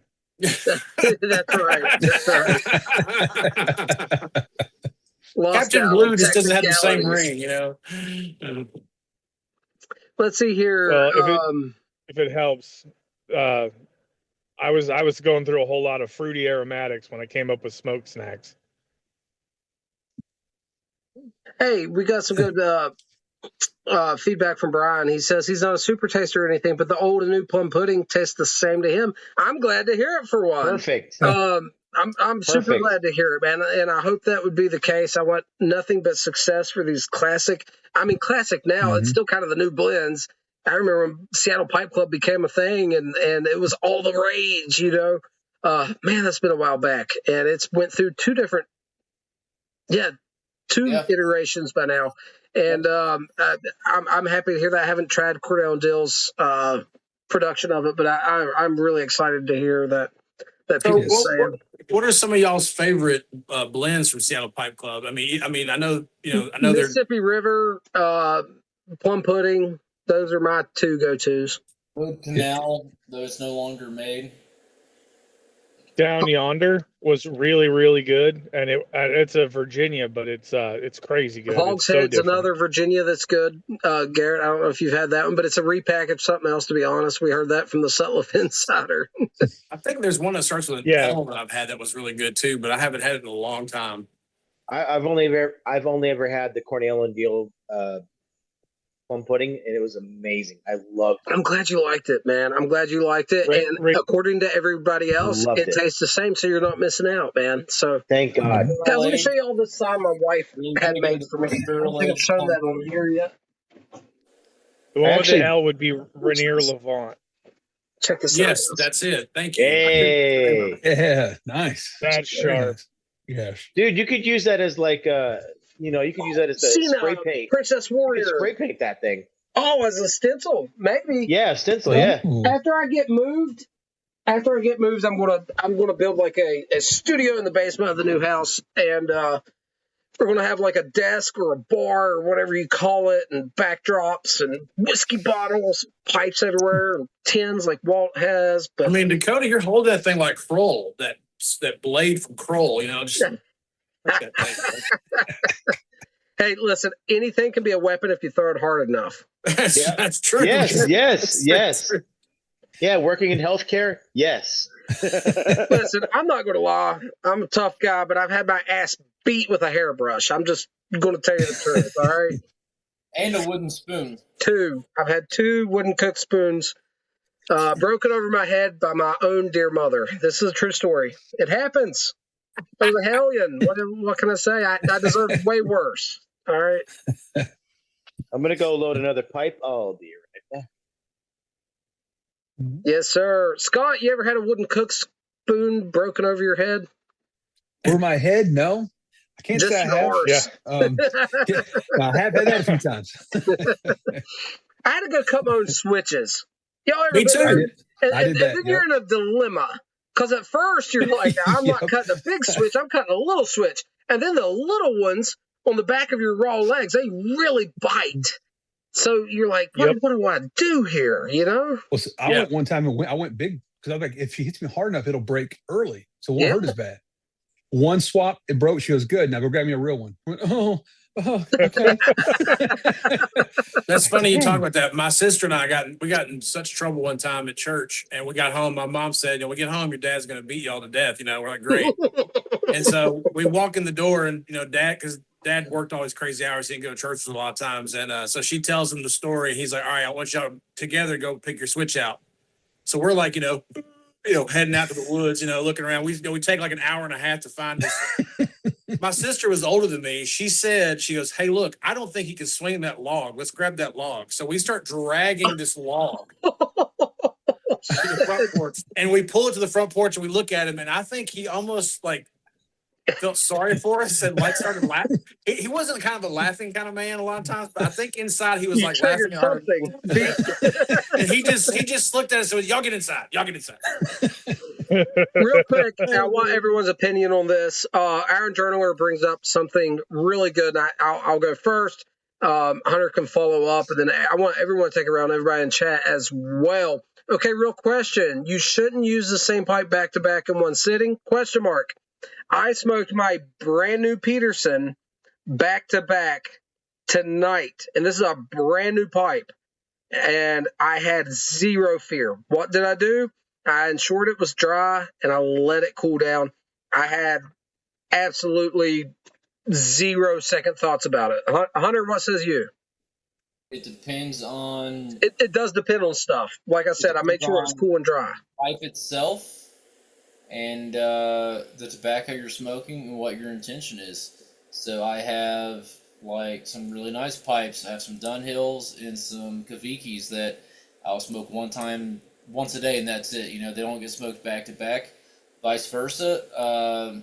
I have a Savinelli in my hand right now that I will smoke 5 bowls in a row, but I'll only smoke this 1 day a week. You know what I mean? Again, vice versa. Again, I have a Morgan Bones right now that I'll smoke 5 bowls in every single day of the week. Yeah. And so it depends on the pipe and the goal of it. And so I have like some really aged Virginias. I'm only going to smoke that in a blend that I've only smoked Virginias in that is going to give me the best flavor in a pipe that I'm only going to smoke once. Vice versa to that, if I'm smoking something like Haunted Bookshop, I'm not really smoking for the nuance of it. You can, but that's a blend I smoke all the time. I understand it really well. I just want to smoke it. So I'll throw it in a Cobb, I'll throw it in a Morgan Bones, I'll throw it in an old Savinelli, and be perfectly happy smoking it back to back in the same pipe, or even swapping blends out, smoking the same pipe back to back. It just depends what your goal is. What are you trying to achieve with this smoke? You know what I mean? If you're trying I'm just not scared of damaging my pipe. If it's cool and it's dry, when and where to do this. And there's certain blends and ways of smoking you might not want to do this. But if you've got a little bit of experience, don't be afraid to smoke your pipes, guys. Like Hunter said, I'm not going to smoke this pipe at least for a few days. I'm not concerned of damaging it in any way. You know what I mean? Yeah, it's like the Morgan Bones. I paid $62 for. I'm not really too worried about damaging it. A pipe can take a lot more than you think, as long as you're being respectful with it. But I wouldn't do that with some of my nicer pipes, you know what I mean, just in case. But I think they can take more smoking than what people let on. Personally, I believe it's a rumor made by Dunhill and Big Briar just to, like, get more inventory sold. You know what I mean? David G chimed in, and I'm just going to say, don't listen to what David G has to say about this topic. Listen, David G lights his pipes on fire as he's smoking, but he's fine with them. Yeah, David G got one of these Aristocobs from Walt that come with 3 cobs. And the same day he received it, he messaged Walt, and he's like, "Where do I get new cobs?" Walt's like, "Good Lord, you burn all 3 up already."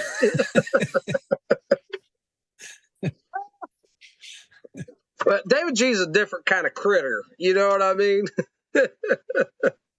He's my kind of smoker. David G's the man. I give him hell out of just good nature, but he does have a little bit of a nicotine tolerance. He's one of the few people at Muletown that was willing to try out my personal theory, and he agreed with me on Morta versus Briar. Morta softens any kind of harsh flavors or strong flavors in a blend. If you ever try the same tin and 2 pipes at the same time, he was the only one who was going to like light up 2 pipes at the same time. Well, you should have made him juggle and give him a third one. I think he could have took it. It does work though. If you got a Morta, you'll notice it just takes some rough edges off the stuff. It's on my list, Garrett. At some point, I'll get a Morta, but it hasn't happened yet. Notice there's a guy on Etsy I just found the other day making some extreme sandblast mortas. You don't They see are sandblast in freaking Morta too often. gorgeous. Yeah, you don't see Yeah, sandblast these very are often in Morta. these are art. The way smooth that gray these are Morta turning out. has such a beautiful grain texture to it that I understand why you don't usually see sandblast. I'll have to check those out. Maybe you can post a link on the Tobacco Estate or something, because that sounds nifty. Yeah, I can do that. I don't know if I've ever seen a sandblast Morta. I mean, ever. That's interesting. Never thought about it. But I've smoked a pipe. I've smoked several pipes back to back to back. I was trying to compare usefulness for traveling on the road, because some of the sites I go to, I drive to. I don't fly to everything. And when I'm driving, especially if I rent one of these Jeeps, because I got the handlebar on the dash and I use it as my pipe rack, I'll hang them upside down there, just let everything sort of drip on the floor mat, because it's not my floor mat. And but I mean, I had the same pipe. I had 5 bowls through the same pipe, and when I noticed a difference, you could see the moisture coming through the draft hole. Like, you pull the stem out and you can see that it's moist. Lordy. Yes, sir. And that was where I noticed the difference, where like that one needed to rest and dry out. But up until that point, there was no. Good point. There are signs, Garrett. I'm glad you said that, because there's limitations to this. If they get soppy sometimes, you know what I mean? It depends on what you're smoking. But if your pipe is getting soppy, man, that thing's got to dry out. Don't introduce more moisture to it. But there could be a little bit of moisture at the bottom of the bowl under the dottle and through the draft hole, and a pipe cleaner can just kind of dry that up, and you could be good to go as well. But there is a difference, and learning that difference is a little bit of experience. But if you can keep it somewhat dry, that Morgan Bones Chubby Rhodesian I showed you guys earlier, there's been days I'd smoke it 2 or 3 times a day, 5 days a week for over a year, and no ill effects at all. But it was the blends I was smoking, and how I was smoking it, and how I was running pipe cleaners between smokes and stuff like that. Yeah, when I'm driving, I don't use any pipe cleaners. I'll pull if they're filtered, I'll pull a filter out, put a new one in, but that's it, and roll on. Sergeant Rocco, what kind of tobacco are you looking for? I could probably help you with that, buddy. Help bring your big 26th birthday in. You know what I'm saying? I have no idea how old he is. He's got to be older than 26, but I'm just going to be polite. That's what you do with women, right? They're always 26, right? Yep. Sure. Just turns over. My wife just gave me this weird look that was like either like, "That's right, buddy," or "What the hell are you talking about?" I don't. Oh, it made her think of a joke, and her sense of humor is like a 14-year-old boy. So, well, YouTube's the perfect place for that. Come on. How bad is it? Oh, dude, she can go really bad with these. How bad is it, love? She's just grinning at me. You better not. You better not. Do it. What? We're waiting. This cut off 26. I don't know. You're muted. Moments. He was talking. I see some hand gestures. There he is. Sleepy Hollow. How is it? Delicious. That's an aromatic, right? Yep, from 2025. Yep. I'm jealous. I wish I could enjoy aromatics. Dude, I have got to send you this stuff. I need to ping your email and send you some stuff, because I might not like it. Don't send me aromatics. I might not like it. There's been a couple I've enjoyed, though. I mean, I'm trying them. I'm purchasing aromatics for my wife to try. People send them to me, but just don't waste your tobacco on me. Someone's going to love that stuff, man. Find you a pipe smoker. Well, yeah, no, it is real mellow, chill. It's got a nice. It's like riding a wave of flavor. It's nice. It's not like Oh man, I'm so it's happy for not you, bro. like yeah, it's not like Lane Cherry or anything like that. No. It's chill. I get it. I'm Rocco's not a big turning aromatic. 26. He's turning 62. I'm a little Whoa. less destic. That's I have the talking about. numbers in reverse. Happy 62nd birthday, my friend. And I believe I have your original box. I have your return address. It won't get to you by then, but I can get some stuff out to you, buddy. See what I can find around here that maybe you have it, and that'll be a lot of fun. Moments. I actually am not a big aromatic fan either, but I actually really like Sleepy Hollow a lot as well. In fact, both my Strauss blends, Wenceslas is one of my favorite Christmas blends. I love that blend so much. Yeah, I ordered it, when they put it on sale last year, but it didn't get to me until like the end of January. It was, I guess they had some issues with getting the tobaccos they wanted, but Strauss makes fantastic aromatic, because I'm not a big aromatic fan anymore. But what Strauss does is pretty freaking good. I'm glad to hear it. I am. Brian Moore says he smokes Cobbs over and over. It has no problems. It's pretty typical. Mirrors also. People that smoke mirrors can smoke them back to back. Give them a little wipeout every now and then. Keep going with them. Cobbs will develop an issue when you get enough soaked into that hardwood shank. Then you're going to get it because it'll stop absorbing moisture at a certain point, and it'll just get real soppy. You gotta let it sunbathe outside for a little while. That's the best thing to do when that happens. Just pick a day when there's direct sunlight and not a lot of clouds, and just let that Cobb sit right in the sun, and it'll freshen it right up. Yeah, great advice. Sergeant Rocco says he owes me more stuff. No, sirree. He says more teas, the Shipmate and Buckeye tobaccos, and the Samurai pipe I got when I was stationed in Japan. No, sir. You have gifted me more than I could ever return. So you let me try to return the favor here, old buddy. My sunbathing advice is specifically for Cobbs. I do not know how that would work with other pipes made of different materials, such as briar. I mean, it could bleach a stain or something, but it's not going to damage it. If you can get away with it without getting in the doghouse, I don't get in the doghouse doing this, but put your oven on like 185 to 220. Put your pipes on a piece of parchment paper, sit them in that oven. That's what I do with the Cobbs and particularly soppy briars, and it does seem to help. Obviously, stems off.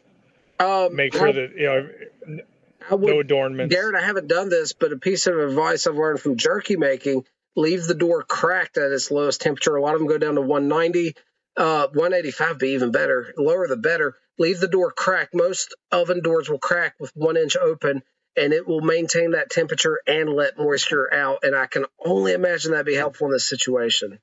And if you put ribs in there, maybe your Cobb will have a little bit of a barbecue flavor too.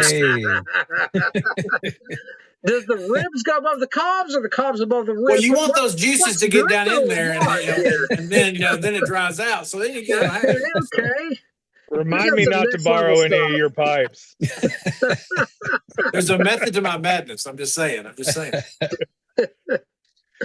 Didn't they on pipe? Y'all know how many? Do you know how many Martin's barbecue hats I have? I mean, come on. I mean, I see a collaboration with Pipes and Martin's barbecue in the oven here. Come on. I emailed corporate. Okay, I did everything in my power. So, hey, I mentioned that the other day to the manager, and he goes, "I'm going to go back and try to find that." I said, "You need to find the email. Did I want to see it. Screenshot that and send it to you? You did. Yes, you did. Yes, I really did email corporate.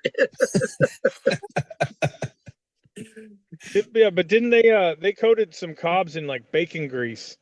They coated their bowls in like bacon grease or something and tried to have a bowl through them. That sounds horrific. I don't know, man. So it's worth a try. It's full of flavor, man. Come on. That's why them green beans taste good, y'all. Bacon grease. Come on. I was about to say, ain't that what the Knights of Malta did when they went and conquered the? Okay, I better stop. I lit up a Drew Estate Kentucky fire cured. Mhm. You guys, We like Nice. those. I like those. Yeah. There's a swamp thing as well that me and Hunter had that has it's by Drew Estate that had Kentucky fire cured. And was that a Candela wrapper on that one actually, Hunter? Well, I don't It remember is. the taste, but it Those wasn't a wrapper. So I guess it would have had to have been.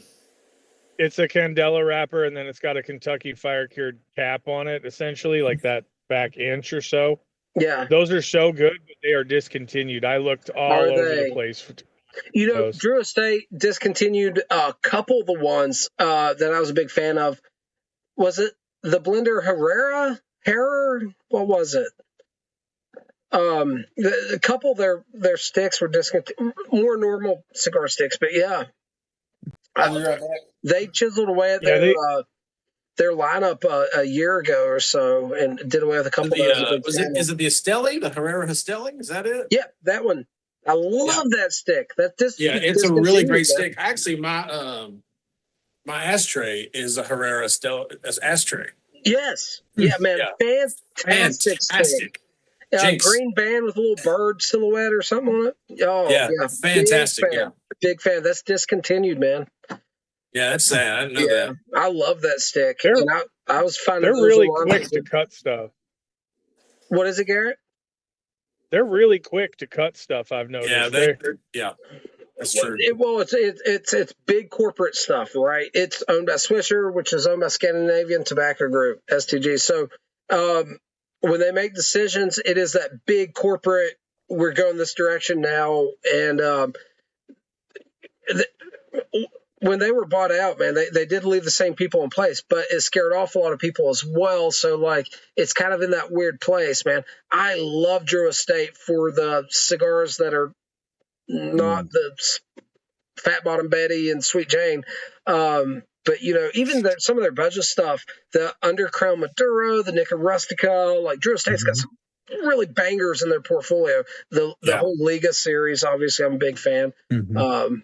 But you know, the guy that made the League of Nine is the guy that went and started Foundation. He's one of the guys. Steve Saka's the other. Correct. Yes. Steve Saka of Dumbarton Tobacco Trust and the gentleman from Foundation Cigars. Yeah, I mean, and think about those two companies now, Dumbarton and Foundation, two fantastic Foundation's brands. making cigars for Joe Rogan, right? That's what he's smoking. I think that so the League of Nine was one of my first cigars that I really got onto a huge kick on. That was one of the first ones. I'm a huge fan.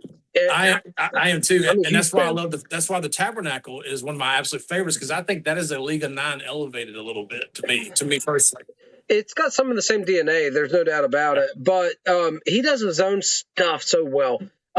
He obviously he's a big Connecticut broadleaf guy, and he uses that leaf so daggone well. Oh my gosh, it's delicious. But the Tabernacle Havana Seed is just pinnacle S tier, as we were saying, execution. It is a lovely cigar. Check it out. Have a good night, sir. Thank you so much for stopping by, man. I can't find them anymore, but the Havana Seed Lancero is I've never seen that available here. I've only seen it once, and I've only had it once, and it is a fantastic stick. The Jacob's Ladder Lancero, if you ever see that one, that's fantastic. Hunter's a big fan of that one as well. I like Lanceros in general, that ratio. The Ashton VSG and the Illusion Gratola. It's a the Illusion, that's the orange wrapper, correct? Is that an orange wrapper? Well, the VSGs all have the same. You talking about the band? The Illusion, doesn't that have a has an orange? You're talking about the brand Illusion. No, okay. What I'm talking about is by Ashton, and it's one size, and they call it the Illusion. Okay, I didn't know that. Okay. Yeah. No, the Illusion is a great brand, man. Big fan. Holtz they are all about the Ashton VSG and ESG. They love that cigar. Oh yeah, dude. VSG. Now VSG is kind of an old cigar. It come around the year 2000 ish, maybe late 90s, maybe early 2000s. But what it was and it's actually, the funny thing about that is it's It's actually made at Arturo Fuente. It's their tobacco and their factory. But at the end of the 2000s or the 90s, after the cigar boom, everyone's demanding more flavor and more robust profile. Ashton kind of worked with Arturo Fuente to standardize and put out a nice, flavorful stick. And that's when they came out with the Virgin Sun-Grown, right? They already had, Arturo Fuente had the Opus X, and Ashton was wanting to utilize some of that development, right, for a little bit more full-bodiedness, and they came out with the Virgin Sun-Grown. And for me, I avoided it for so long because I didn't think I wanted an Ashton. And Ashton was a golfer's Connecticut shade, something I wouldn't be interested in my mind's eye. And I got a VSG. You know what I mean? Yeah, I got a VSG and a sampler, and it blew my skirt up so hard, dude. I'm a big fan of the Ashton VSG. And if you can find them on sale, man, they're. Have you had an ESG?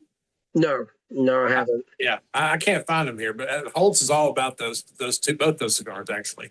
Yeah, the VSG is. The Holt actually has some early VSGs that was aged like 20 years. Did you see that? They found a couple boxes in a warehouse. It was a Holtz video.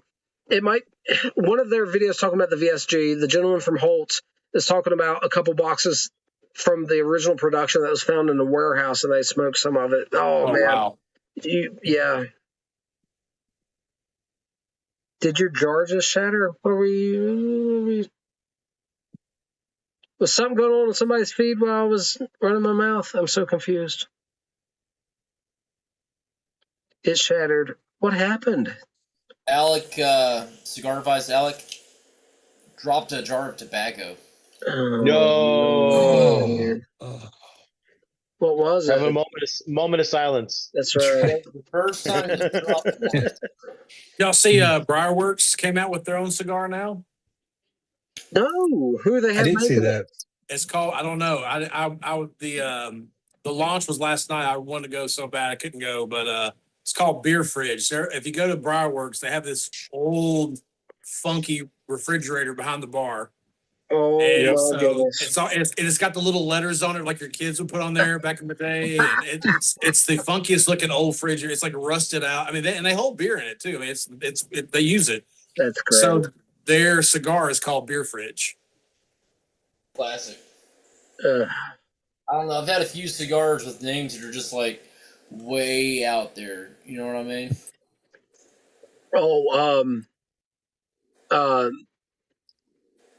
I'll say Viso it. Horny. Yeah, the Viso Horny. Viso Horny. Viso is a priming. If no one knows, when you're doing cigars, the priming is how far up the plant you're taking the leaf from, right? So you have Viso is what, second highest up behind Lajero? yeah. So, but anyway, the Viso Horny was all Viso primings, and I didn't think it was going to be anything but like a funny novelty thing. Oh, it was a fantastic stick. It was a great cigar, man. It was really good. Well, I've got a cigar that I thought was a joke too. It's called the April Fools from Asylum. It's a 9x90. I like Asylum. I saw that. 9x90 is a little big for me. I can go a little bigger on cigars than Hunter. Hunter's gave me some really good sticks because they were like 6x60s. But I'm topped out at 6x60, and I have to be in the mood. You know what I mean? But 9x90. And listen, I've heard from like several people that it's a really good cigar. So I did have the LFD Double Lajero, not Thumper. What do they call that? I can't. What was it? Slugger. The Double Lajero Slugger by La Flora Dominicana. And that, dude, it took me like 4 hours to smoke it. I was barbecuing and drinking and all this stuff. It was a fantastic smoke, but it's just damn big compared to what I usually have. Robert, I'll see your 1x90 and up you one. A 10x100. Which one's that, Scott? It's the Asylum Lunatic. Listen, I The April like their Fools, you blends, can get it man, like but 2 foot long. What do you do with it? I guess you smoke it. I don't know. Don't let your wife see it. I'm just gonna say. I might get jealous. You versus the guy she tells you not to worry about. I got cigar envy. We got pipe envy. We got cigar envy tonight. We got all kinds So- of Yeah, stuff. even That- Freud said sometimes a cigar is just a cigar, okay? Yes. But I got to talk to that one. It's just an average of 5 to 6 hours smoke. Woo! I won't have 6 hours to smoke a cigar, but I'll figure it out. I've had 4 hour smoke, Scott, and I'll be honest, I told Hunter I didn't think I would enjoy it, even though it was a cigar in a normal size that we both love. Mhm. I told Hunter I bought one. I was like, I don't think I'm going to like it. And I was barbecuing that day, man, and the like time window was kind of like appropriate, right? And Mhm. I was drinking light beers and like doing stuff, and it actually turned out great. I had a wonderful smoke. So if somehow you can, fit that into your life where it would work out, you might have a good smoke out of it. But the Well, darn big ones, they're just We have a plan for that. We actually have We a do. plan. So We do. Scott has got his cigar. I've got mine. Our plan is during college football, we're going to do a live stream all morning during college game day, Okay, and that then might work. and just let people join when they want to join Yeah. all morning. It just I For think it'd be fun. 6 hours. Yep. 6 hours. Got Well, it. as long as you have the appropriate time window, man, it might not be a bad smoke. But holy cow, what a large I know. cigar. The Woody, I haven't had the Woody by Oscar. I like the Leaf by Oscar, though, so I know he can make some good cigars. But holy moly. So, I Robin, I'm tried digging one of your. those daggers you guys were talking about. That was a really good little smoke. I really enjoyed that. That was a little cigar that smokes like a full-size cigar. Yeah. And then the blend is very robust and rich and bold and to my liking. Yeah, they're good. It was a fantastic cigar for the size, because you wouldn't expect a cigar of that size, ring gauge, length, whatever, to have such full-bodied flavors. So it really did taste like a full-size cigar, but a lot smaller. It was pretty cool. Yeah. Yeah, I've smoked a lot of those. I actually looked into 2 packs of those. I just happened to be at the right place, at the right time, and I've really enjoyed those. They're supposed to be re-released into standard production. Did you? Oh, nice. No, it was Josh. Josh from Beyond the Burrow sent me that link. And that's who turned me on to that. I was talking to Josh one night from Beyond the Burrow podcast. Everybody go check them out, man. They do a great job. It's my friends up in Canada land. And I asked him what he was smoking. And he said CAO, Amazon Basin Dagger. And I asked him how it was, and he said, man, it's good. It's a bit peppery for me. I think I'm going to put it back in the humidor and let it rest. And when he said it was a bit peppery for him, my little ears perked up, and I said, oh, yeah? Next thing you know, I'm ordering them, and we're smoking them on the podcast because I like some pepper bombs. So, and we didn't find them all that peppery, but it was a full-flavored, robust, bold expression that I thought personally was absolutely delicious. Gary's asking about Trader Jack cigars. They're made by J.C. Newman. If you've ever had their factory throw-outs, it's essentially the factory throw-out that's been, I don't know what you call it, cigars, but topped, made aromatic. They're inexpensive cigars, and they can have a tight draw. But yeah, I like the flavor. I find that the rum that's been added to this particular bag was really good. Picked them up at the beach. For what you're paying for, that's pretty good. Sergeant Rocco says, so I open the tin of plum pudding. My Olga smells it and says, you tink, you smoking decent, stinking mean house. But once it was lit, she liked the smell. So that's the trade. Yeah, that's typical. Is that got a hole pre-made in it, or you got to cut it? No, you do have to cut it. It's a legit like cigar. it. It's a Cuban sandwich, a little tight on the draw. I enjoy them, but I can't enjoy cheap cigars though. We got 2 people smoking some plum pudding in the chat. That's awesome. Walt says he likes the Avanti Anise cigars. I haven't tried that one yet, but I like Avanti cigars. So, Hunter, you've had that one, right? No. Which one? The Avanti? Anise? Yeah, my favorite is actually the Avanti bourbon, but I'm a huge fan of Avanti and Perotti, and of course Toscano. I got some I Perotis think the here. Avanti Kings. No, hold on. Perotti Kings and Avanti bourbon are the two I go for the most. But I've had regular Avanti, which has a little bit of the How do you say this? Amazetti? Yeah, that's a Perotti King, just cut down to half size. Yeah, I So like that's these like a lot. 3.5 inches, I think, and the Kings are like 4 point. I didn't know we were going to have a measuring contest here. I've got The the anise Kings. The Kings are a little bit bigger, so I got you. Amazati. Guys, I got to grab The something else to drink, but I will tell you too one strong. thing. Once a king, always a king. But once a night is enough. I'll be right back.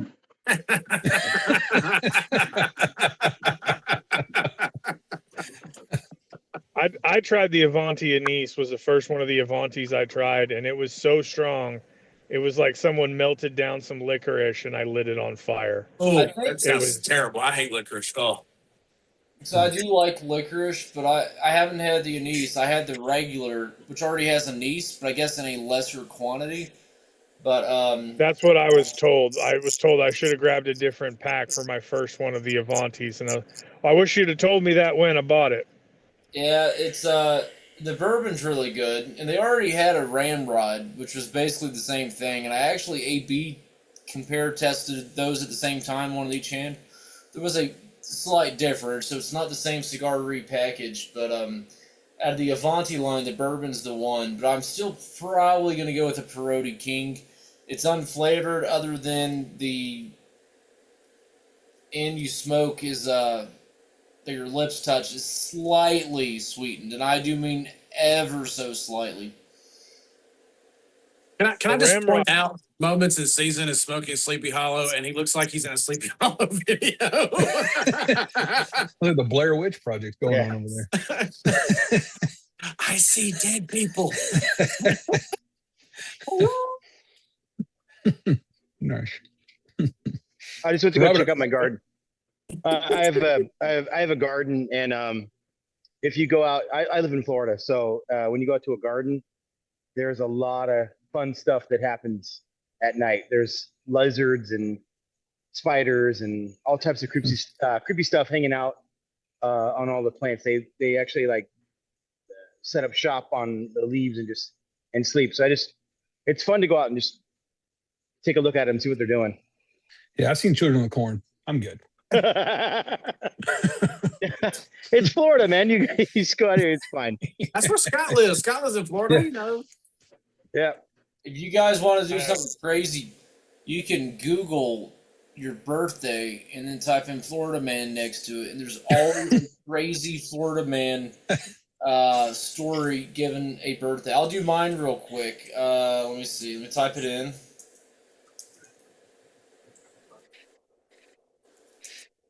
After this truck got infested with no-see-ums, I'm not a big fan of being in Florida anymore. No CMs are terrible, man. Those are awful. Okay, so my Florida Man birthday story is a homeless street artist with no arms was arrested in Miami Beach for allegedly stabbing a tourist with a pair of scissors wielded between his feet. I'll allow it. All right, now November 5th. That's It impressive. checks out. That's impressive. So you ever get bored, you don't have to put the year in, just the date. You know what I mean? The All right, date, so- month, and then Florida Man, and see what pops up. It's So Y'all then November remember- 5th. Remember the bath salt zombie? That was Florida Man. Yeah. Yes, Never that was forget Florida it. Man. That was Florida Man. Hey, Yeah. Scott, Yes. Sergeant Rocco wants to know what you're drinking tonight, sir. Oh.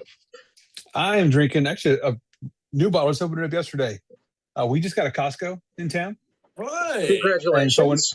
Thank you. We're moving up in the world here. Yes. who said So- November 5th? Correct. Okay. The Florida Man story from November 5th features a blood-soaked man on a bicycle arrested for aggressively forcing potato chips onto an 8-year-old boy.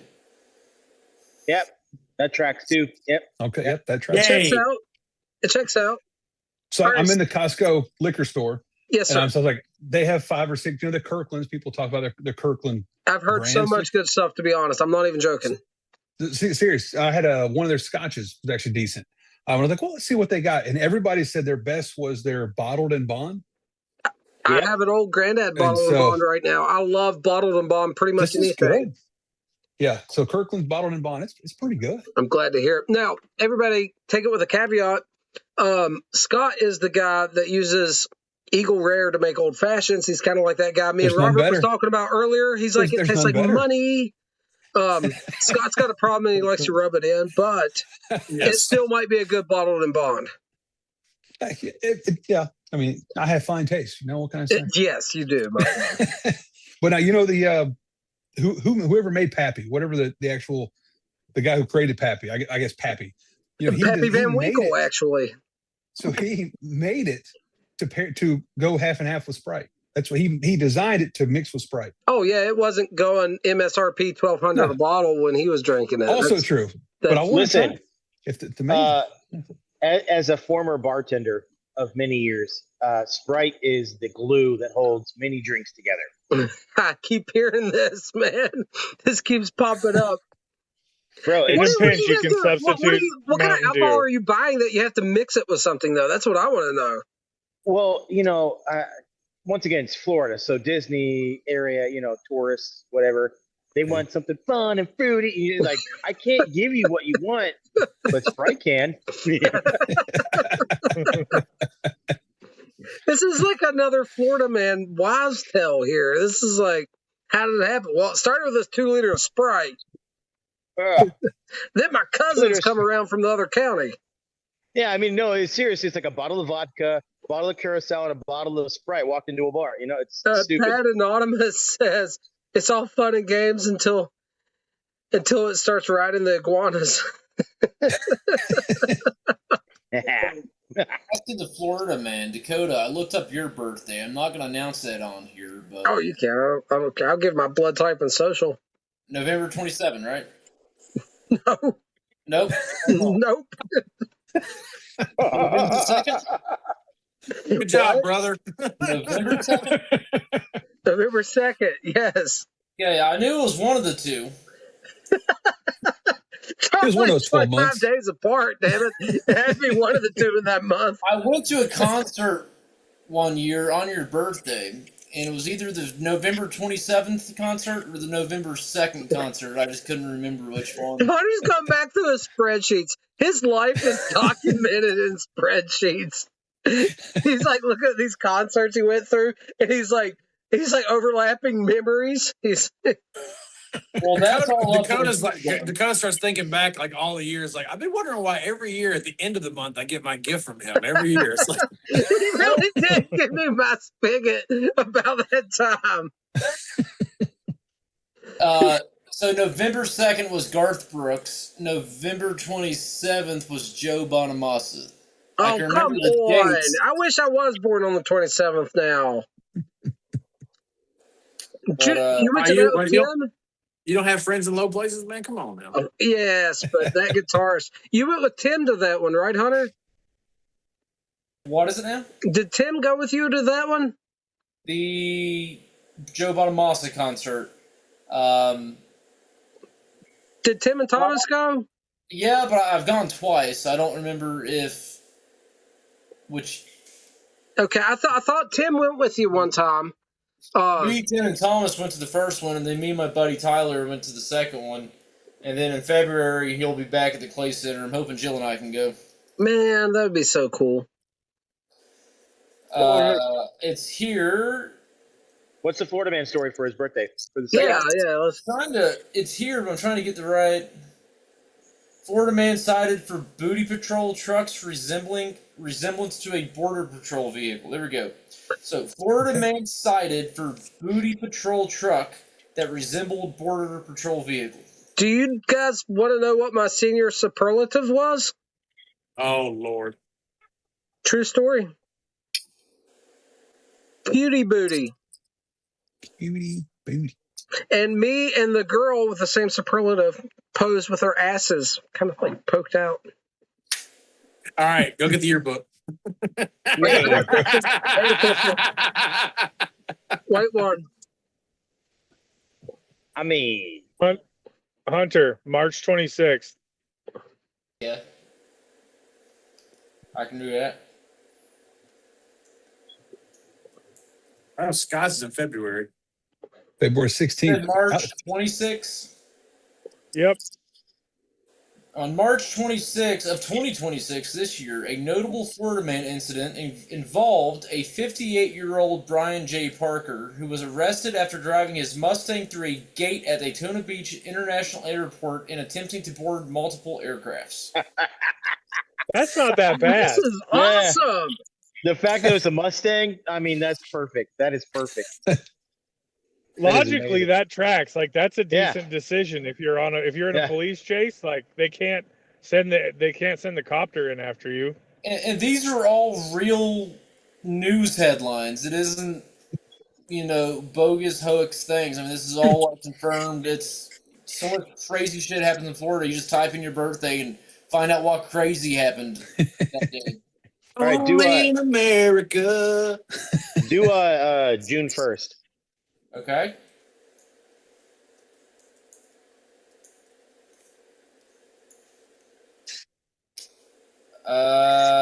One well-known Florida man date match to June 1st is from 2022 when a 47-year-old man searching for lost frisbees in a lake at a Largo, Florida park was killed in a fatal alligator attack.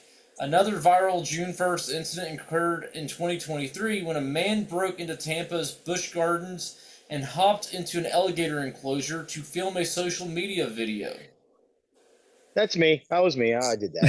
He got eaten by a gator trying to retrieve a frisbee. Wow. Not too bad.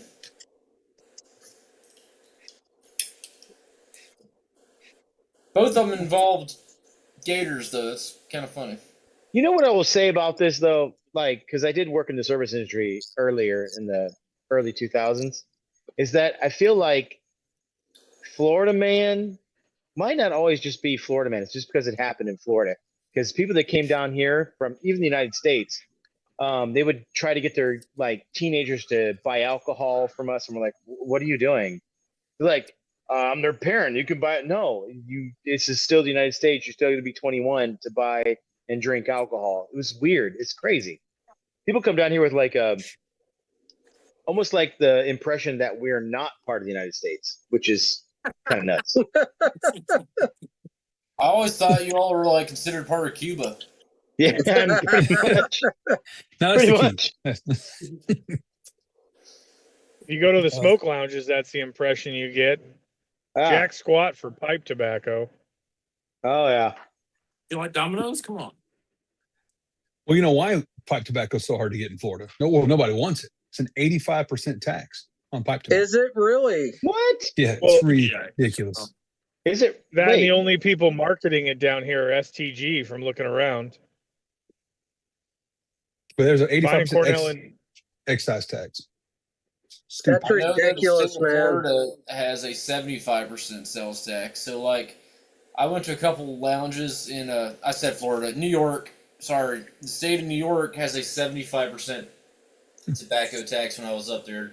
So, like, a stick that I would pay, let's say, $10 for here in West Virginia, I would pay $17.50 for in the state of New York. And I was dipping Copenhagen at the time, which meant that like a can of Copenhagen was over $10, which is just, I mean, I can't comprehend that mentally. mm-mm. Man, unless it's changed, Tennessee's 6.5%. So Good lord. I think that's what we're at in West Virginia. Must be nice. Colorado is I supposed didn't to be realize at Florida was so 72%. steep on that, man. Yep. It's because it's lumped in with vapes. So they treat it like vape. Mm. And that's where things Colorado- get so wrong, is it all gets lumped in together. Yep. Well, on that There's not depressing enough of note- us to have our own lobby. Ah. I'm gonna peace out early. Have fun. player moments. Bye. Moments and seasons. we'll see Take ya. care, my friend. Have a good one. Thanks for y'all. stopping by. We have 5 minutes until it's time for some Rustica, and I guess we're going with the Indian Rustica. Oh, for that's this. right. Let me put that up. I grabbed the We big got bag. Yep, we're doing the Indian. Robert, have you taken any nasal snuff yet? Yeah. Okay. Because I don't want your first experience to be really, really All right, bad. everybody get ready to clip this. And Scott, don't disown Robert. It's not drugs. Yeah, hold on. I didn't deal that. Well, what are you doing? I didn't supply that. Yeah, that's right. You I cheating didn't on me? sponsor You're messing this. up my Are you seeing relationship with other my dealer. dealers? You're going to have to go get some kneecaps, Scott. You know what I'm saying? That's right. I had a monopoly. What is going on? Tony Soprano going to show up at my house and break my windows. Sergeant Rocco says that Ohio, the tax is 5.75%, but his county adds 8%. Are you serious? Interesting. Rocco says he's pulling out his nasal snuff as well. I only have the one nasal snuff. I'll join you, but it's not going to be Rustica. Please you do. got? Please join us. Please. I got the guy with the CM, the lemon one. Okay. Yes, that seems refreshing. Just the sound of it sounds nice. It's really nice. So David G remembers as a teenager, 25 cents for a pack of Lucky Strikes in North Carolina. My goodness. Mr. Dearly's got his Samuel Goth ready to go. I can't remember which one he's got. Let me know, Mr. Dearly, which Sammy G you got. SP. Okay. Yes, I like SP. My favorite is definitely the Elmo's Reserve. It is so good. It is so Probably good. my all-time favorite snuff, to be honest. It's I really have a soft spot for it, and I'm So not we're usually doing- someone that can pick a favorite tobacco for anything, cigars or pipes. But with snuff, I mean, I like a few different ones for sure. But Elmo's Reserve is just it has it. We're doing the Indian Rustica tonight, but I do want to show off, if no one's seen this, this is my French manufactured mid-1800s horn snuff box that I got extremely affordably. And guys, this thing seals up as well as any modern container, and it is really cool. So awesome. historic snuff boxes are available if you guys look around on eBay and stuff. Oh, brother, no. Brother, I'm just kidding. I'm kidding. I'm kidding, man. I'm kidding. Don't. Is he gonna do it? And that was the Turn last to time David y'all G. saw Robert on the live stream. Wow. I started as Robert and left as David. 2 minutes to go. I will show you the little bit of Rustica that I have, if you can see that. Oh, good Lord, here we go. It's there somewhere. Anyways, you go mild on Rustica. It's pretty crazy. Oh, Lord, 1 minute to go. mercy. We've got Captain Burley Sly's House of Manners. We've got Smoke Snacks. We've got myself. We've got Garrett. We've got Mr. Dearly. We've got Sergeant Rocco. We've got quite a few people. Hey. lined up Hey, and ready to go. Scott's with us in spirit. Right. Scott's with us in I'm spirit. smoking. Yeah, just stick your nose in the bowl and just take a big whip. Oh, So good. Just sniff some of that charred tobacco right up in the sinuses. You'll burn as well. What do Hey, you do with the see if dog? you can get a cherry up there. Just take some of that bottle and bond. Take some of the bottle and bond. That's right. That's right. Oh. All right, hey, I gotta Be in I there gotta with get us my as dang well. whiskey ready. I Guys, gotta get my whiskey. we really got a thing going here. Okay, 3, 2, 1. Ah. Nice. I did not die. Oh my goodness. I think that Robert may have went a little heavy on it, a little hard on the sniffles. It doesn't. Dark It chocolate. doesn't feel right until I get the burn. Oh my gosh, my brain is on fire. Yep. Y'all do this all the time? All the time. Every set. Oh, this is an easy one, man. You gotta try the Toke Rustica. Heck no. I don't know, to be honest, between the two, Hunter. Oh, Nah, that one went down way smoother, I think. Dude, I had such a good go at it this time. It was appropriate. You know what I mean? All right, and I did get the lid back on, but now look, I got rust all over my hand. Okay. Got to, dude. You got to. Can't waste it. That's right. It smells like blue cheese and gym socks. Well, hey, listen, here's the good news. I didn't think about this. If you're looking for a cheap way to get tobacco, this will last me 75 years. Listen, my contention has always been that nasal snuff lasts until Jesus returns. Okay? You get a decent sized tin of it, it doesn't run out. I don't know if I've ever emptied a tin of any of my nasal snuffs. It just keeps going and going. It's quite magical. Scott doesn't know what to think about this. I just want David G. I don't know what to even say to you, man. Damn. Listen, you got to keep in mind, David G. is not a mere mortal. He is. I understand that. I mean, he is. Hey, that man is born of Vikings. Let me just say that. He's got something going on. Hey, Dakota, check this out. I think we might have a new convertee. We've got Pipe Acquisition Disorder Anonymous. I assume that's what the PAD stands for. Says, I've never tried snuff, but you guys are going to make me go buy some. And you absolutely all in favor, say aye. Aye. Aye. Hey. I do recommend you start with the lemon. It's quite pleasant in case you overdo it. The Viking Dark is very easy to take. Gosh. Yes. I tried the Fire Dance, the Samuel guy with Fire Dance. It smells just like the tobacco. I don't know if you've heard me talk about this, Gary. I like aromatics within nasal snuff. I can see that. It's completely different to me. One of my favorites, and it has almost no nicotine, is Samuel Goth product, the Celtic Talisman. I love that snuff. I don't know if there's any nicotine in it. There might not even be any tobacco in it, but it's delicious. It's really good. Oh man, you guys are the best. Let me tell you, this is the best group of Robert's going back. No, I'm just smelling. That wasn't enough. We need to second No, hit. I'm not. I know what it smells like, you know. I think he likes it. Mr. Dearly says that he's a Tonka bean guy, so the Elmo Reserve is probably going to be right up his alley. Listen, if you like 1792 flake, it's the exact same tobacco recipe in snuff form. It's been pulverized, and it does express itself differently. It is among one of the better snuffing experiences I've had. It's very easy to take, very flavorful. It's very nice. Very nice. And Walt says he has a toque with garlic picture on it. I don't know if that's toque or not. I know what he's talking about. It's got like an onion. Really? I don't know if that's toque, though. Is it, Walt? I know what he's talking about. I've seen it.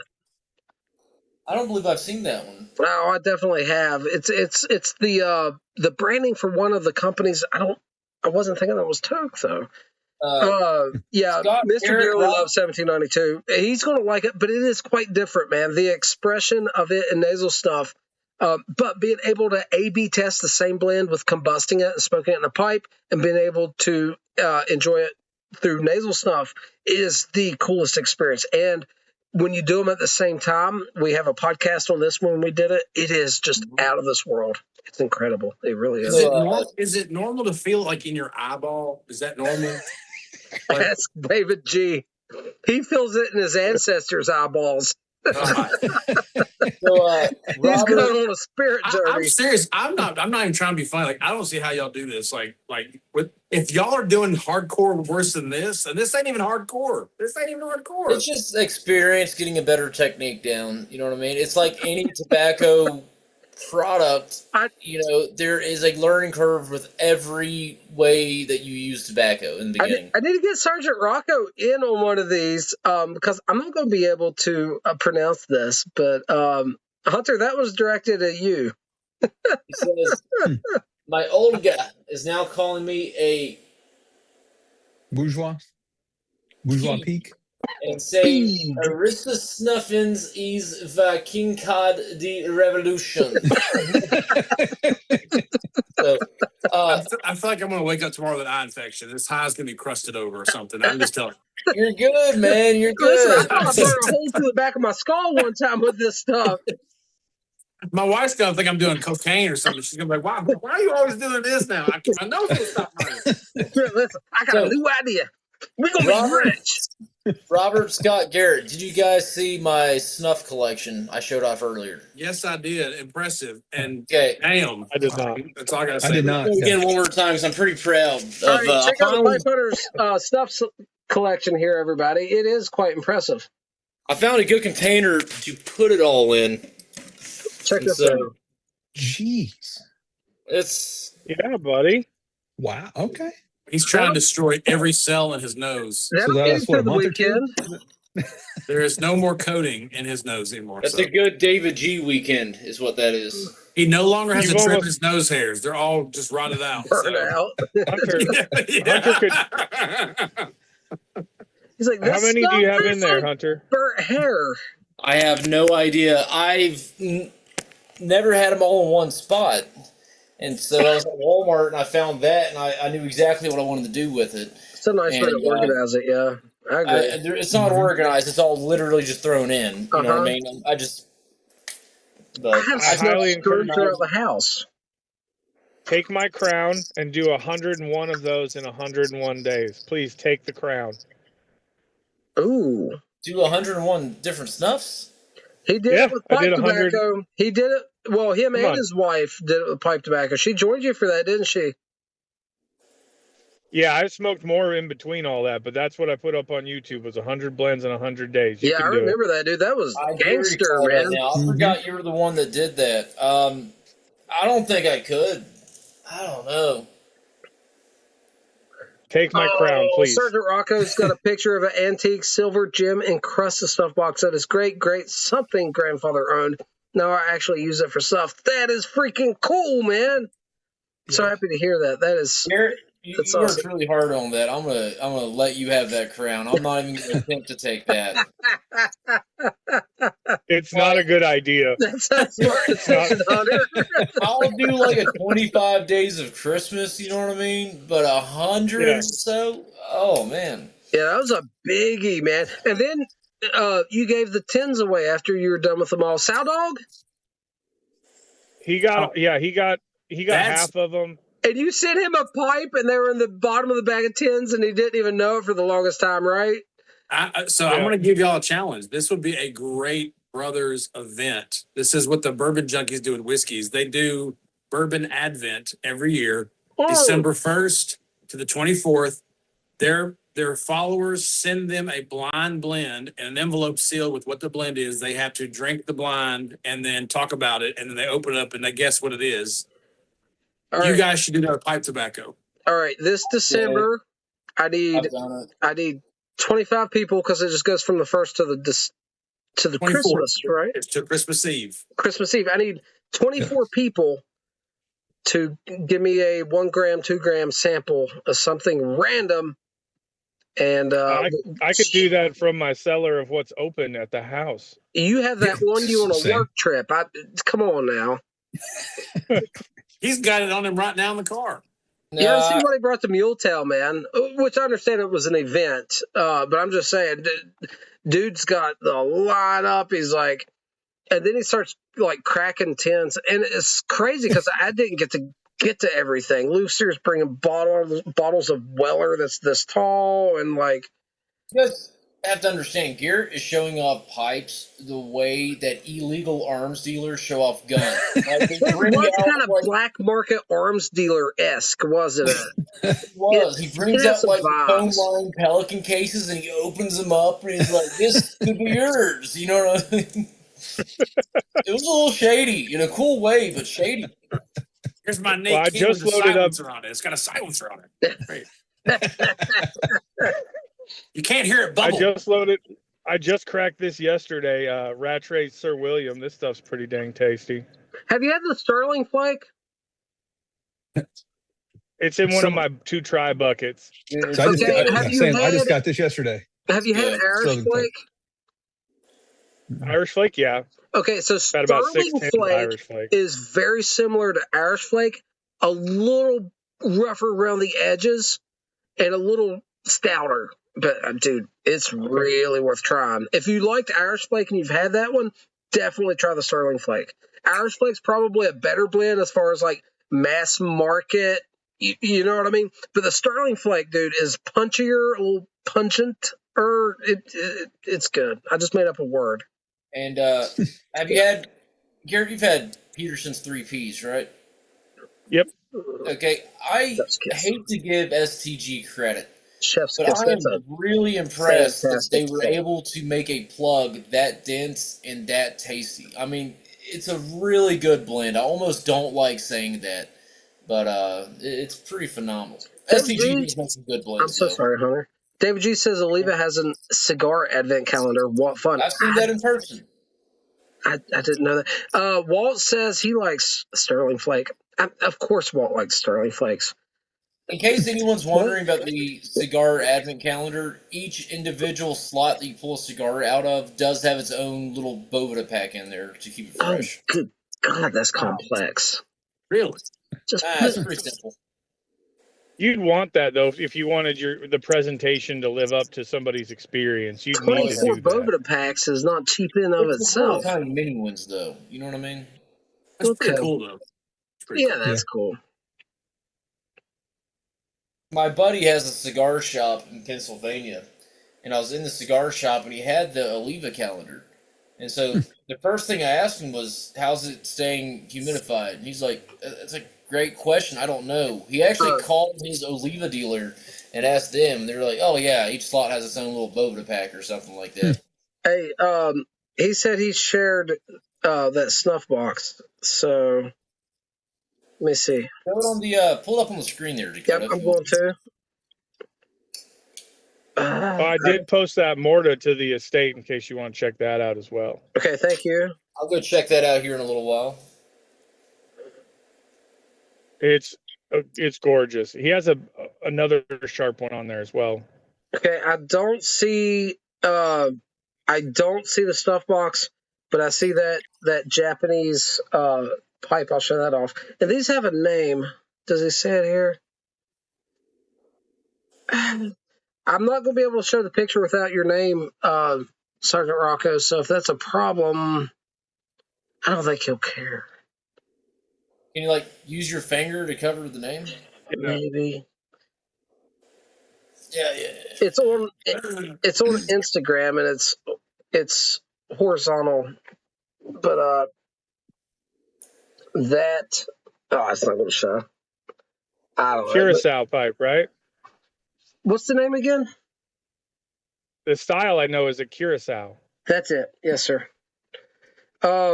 Traditional Japanese. This one's got a wooden shank, so you got silver mouthpiece, and then neck shank and bowl, and then a wooden stem in the middle. These are really, really cool. And then the Japanese style of tobacco is like an angel's hair shag cut. It is the thinnest. He just uploaded the snuff box, he said, and he said go ahead and share his name. He's fine. Thanks, brother. All right, let's see. All right, I don't have it yet. I'll keep refreshing. But yeah, the way that traditional pipe is smoked, you'd roll one little tiny ball of tobacco, and as you're getting a couple hits from that one, and they would use live hot coals to light it, you would start preparing and rolling your next little ball, that angel hair shag tobacco, and it's typically Virginia tobacco, I believe.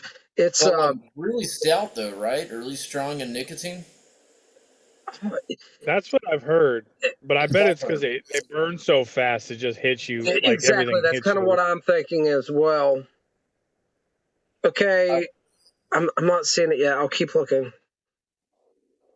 Maybe Instagram's just not updating. And now I've got Rustica draining down the back of my throat. Actually, that was the perfect hit. At least it's not in your eyeball. Dakota, can you see that? That look familiar? That shape? Is that a 221?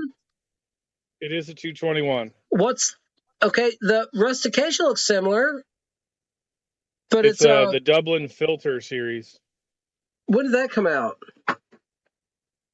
I don't know. It's a mainline pipe. You can get it in a 9 whole mil? bunch of places. This one is 9 mil, and then I modified it and screwed it up. I had it up for sale on the estate because I didn't reach for it ever. And then I realized that there's like nicks in the stem because I did a tapered drill. So there's different steps so the different size filters can fit in there because it only comes drilled for Peterson filters. And yeah, I messed up the stem. It still smokes fine, but I'm not going to make somebody else deal with that.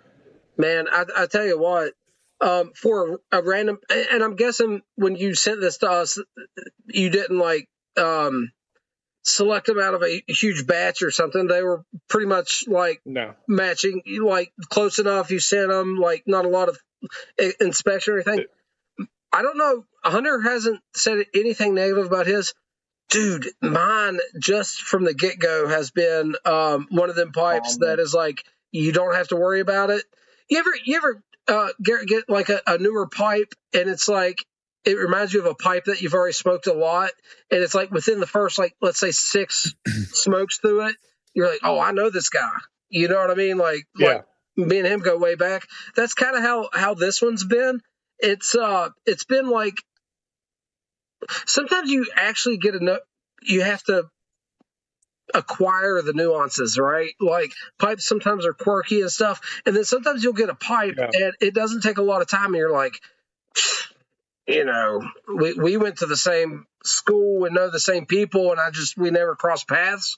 That's kind of how this one is, man. It's just been such an easy, good smoker. Here it is, guys. Check this out. Holy moly! I wasn't expecting anything quite as fancy. This is his great something grandfather's. Oh wow, that's cool. Gemstone embroidered. Wow. Snuff box. Look at that. That's awesome.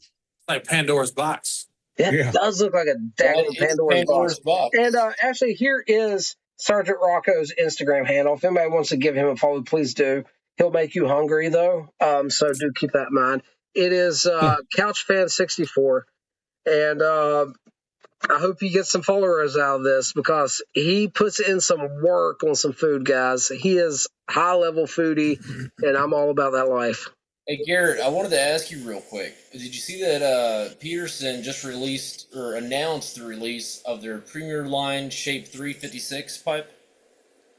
No, I saw their new like release of the non-army dairy style looking pipes and all that, but I did not see the new shape. No. The Premier Line is their top of the line, I believe, without any kind of fills or pits. They, the best they offer.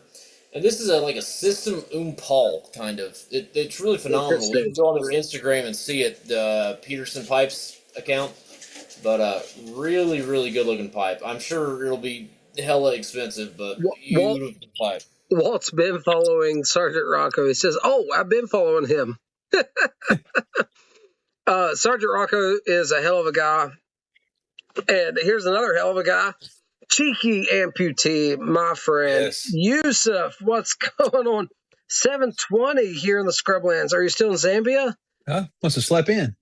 Yeah, right. I don't think he was in Zambia last time we talked to him. At least, I can't remember Yusuf. Yusuf is on some kind of spirit journey himself. He is traveling all over the east coast of Africa there. Well, gentlemen, I think I'm going to have to call him a night. Yeah, I'm about to shut this thing down, too. Love you, brother. This has been a good one, man. I'll see you. Good. See you, everyone. Bye. Robert, Scott, Garrett, everyone on the YTBC watching in the comment box. Appreciate it. Angola. That's right. Love you, brother. I'll catch you all later. See you. Later. As always, keep smoking, keep puffing, keep enjoying. Right? If I can find the freaking button on this thing. Button. Who's got the button? Yeah, Yusuf is in Angola. He was in Zambia. He's traveling all over the place. Guys, yeah, I'm going to close this down in a second. I'm going to give Yusuf a minute to reply to everybody on here and stuff because time zones and stuff, man. East coast of Africa. Angola. He sent me some pictures of some wildlife and stuff there a few weeks back. Absolutely incredible. Hope he's getting around all right. Dakota, I have to give you some props for running all these. I did my first like live with the monitoring chats and all that the other day. That did not go as smoothly as you make it seem. Listen, I'm That was really really bad. ADD as well, man. It's I It's a lot of try, practice. I do my best is Yeah. all I can say. And the good thing is, Garrett, at the end of the night for me, whatever mistakes I made were honest mistakes because I really attempt to involve everyone to do my best. And then, here's the other thing: you get quiet people like Scott. Scott's not going to jump in there and just like, hey, me. You know what I mean? Scott's a damn true gentleman, and I appreciate him for that. I appreciate it. But it's challenging. It is really It's hard. challenging to include everyone to keep up to date on chat. But all I can do is my best, and I know I make a lot of mistakes. But You do a great job, man. That was rough on mine. That was rough. well, it like anything else, it gets easier. But man, I'm still learning. I'll be honest. I really am. There's a lot more I can do. And maybe someday that will come. I just have so much going on, just like everybody else. We're living a life, doing our best. You know, this is something we do for fun. So you can only put forth so much energy and time and stuff in it. But I like doing it. I like hearing from everyone. And okay, so Scott, Sergeant Rocco sent a message asking if he made the Luxardo cherries I sent him a recipe for. I did. You did make them. I did Actually, make I them. remember you telling me about those, right?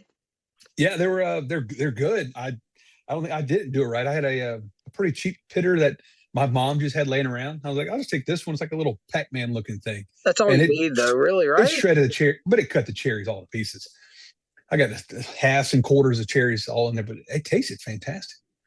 I'm glad. So I will do it again. I mean, I'll get a better pitter and make a video of it because his recipe is fantastic. Dude, they were great. He does so much cool stuff, guys. He makes that is it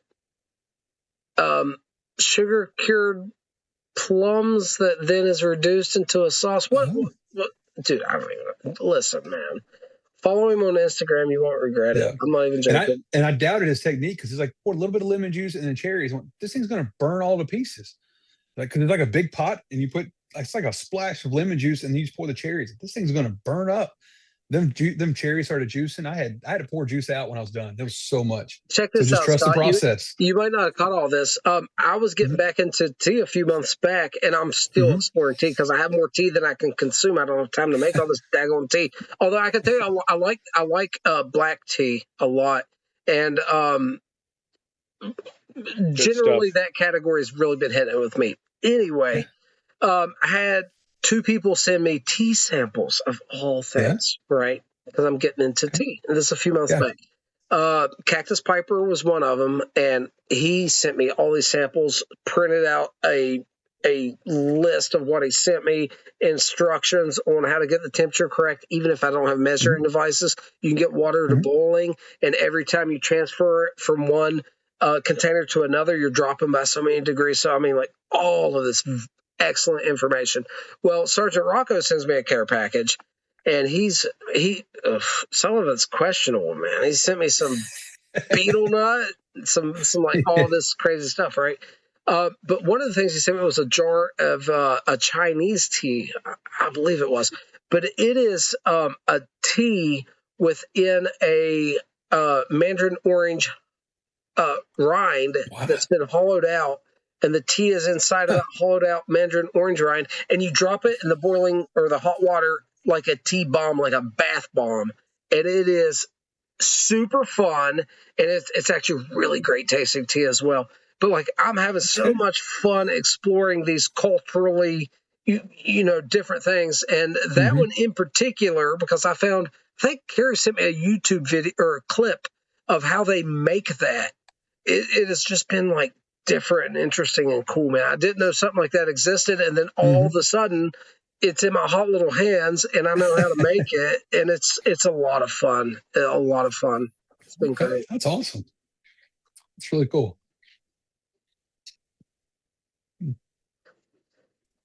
All right, guys, it is 12:25 here on the East Coast. I'm going to shut this down. The pretty little wife's going to get up early, and I don't want to keep her up much longer. So thank you, each and every one of you, for stopping by. Everybody in the chat tonight, Scott, Robert, Garrett, thanks, guys. appreciate Man, it. I really appreciate it. There's too many people in the chat to mention, but you guys know who you are. We love you. We appreciate you. And we'll catch you guys here again next Saturday. With that, everyone have a wonderful night. Captain Bro Slice.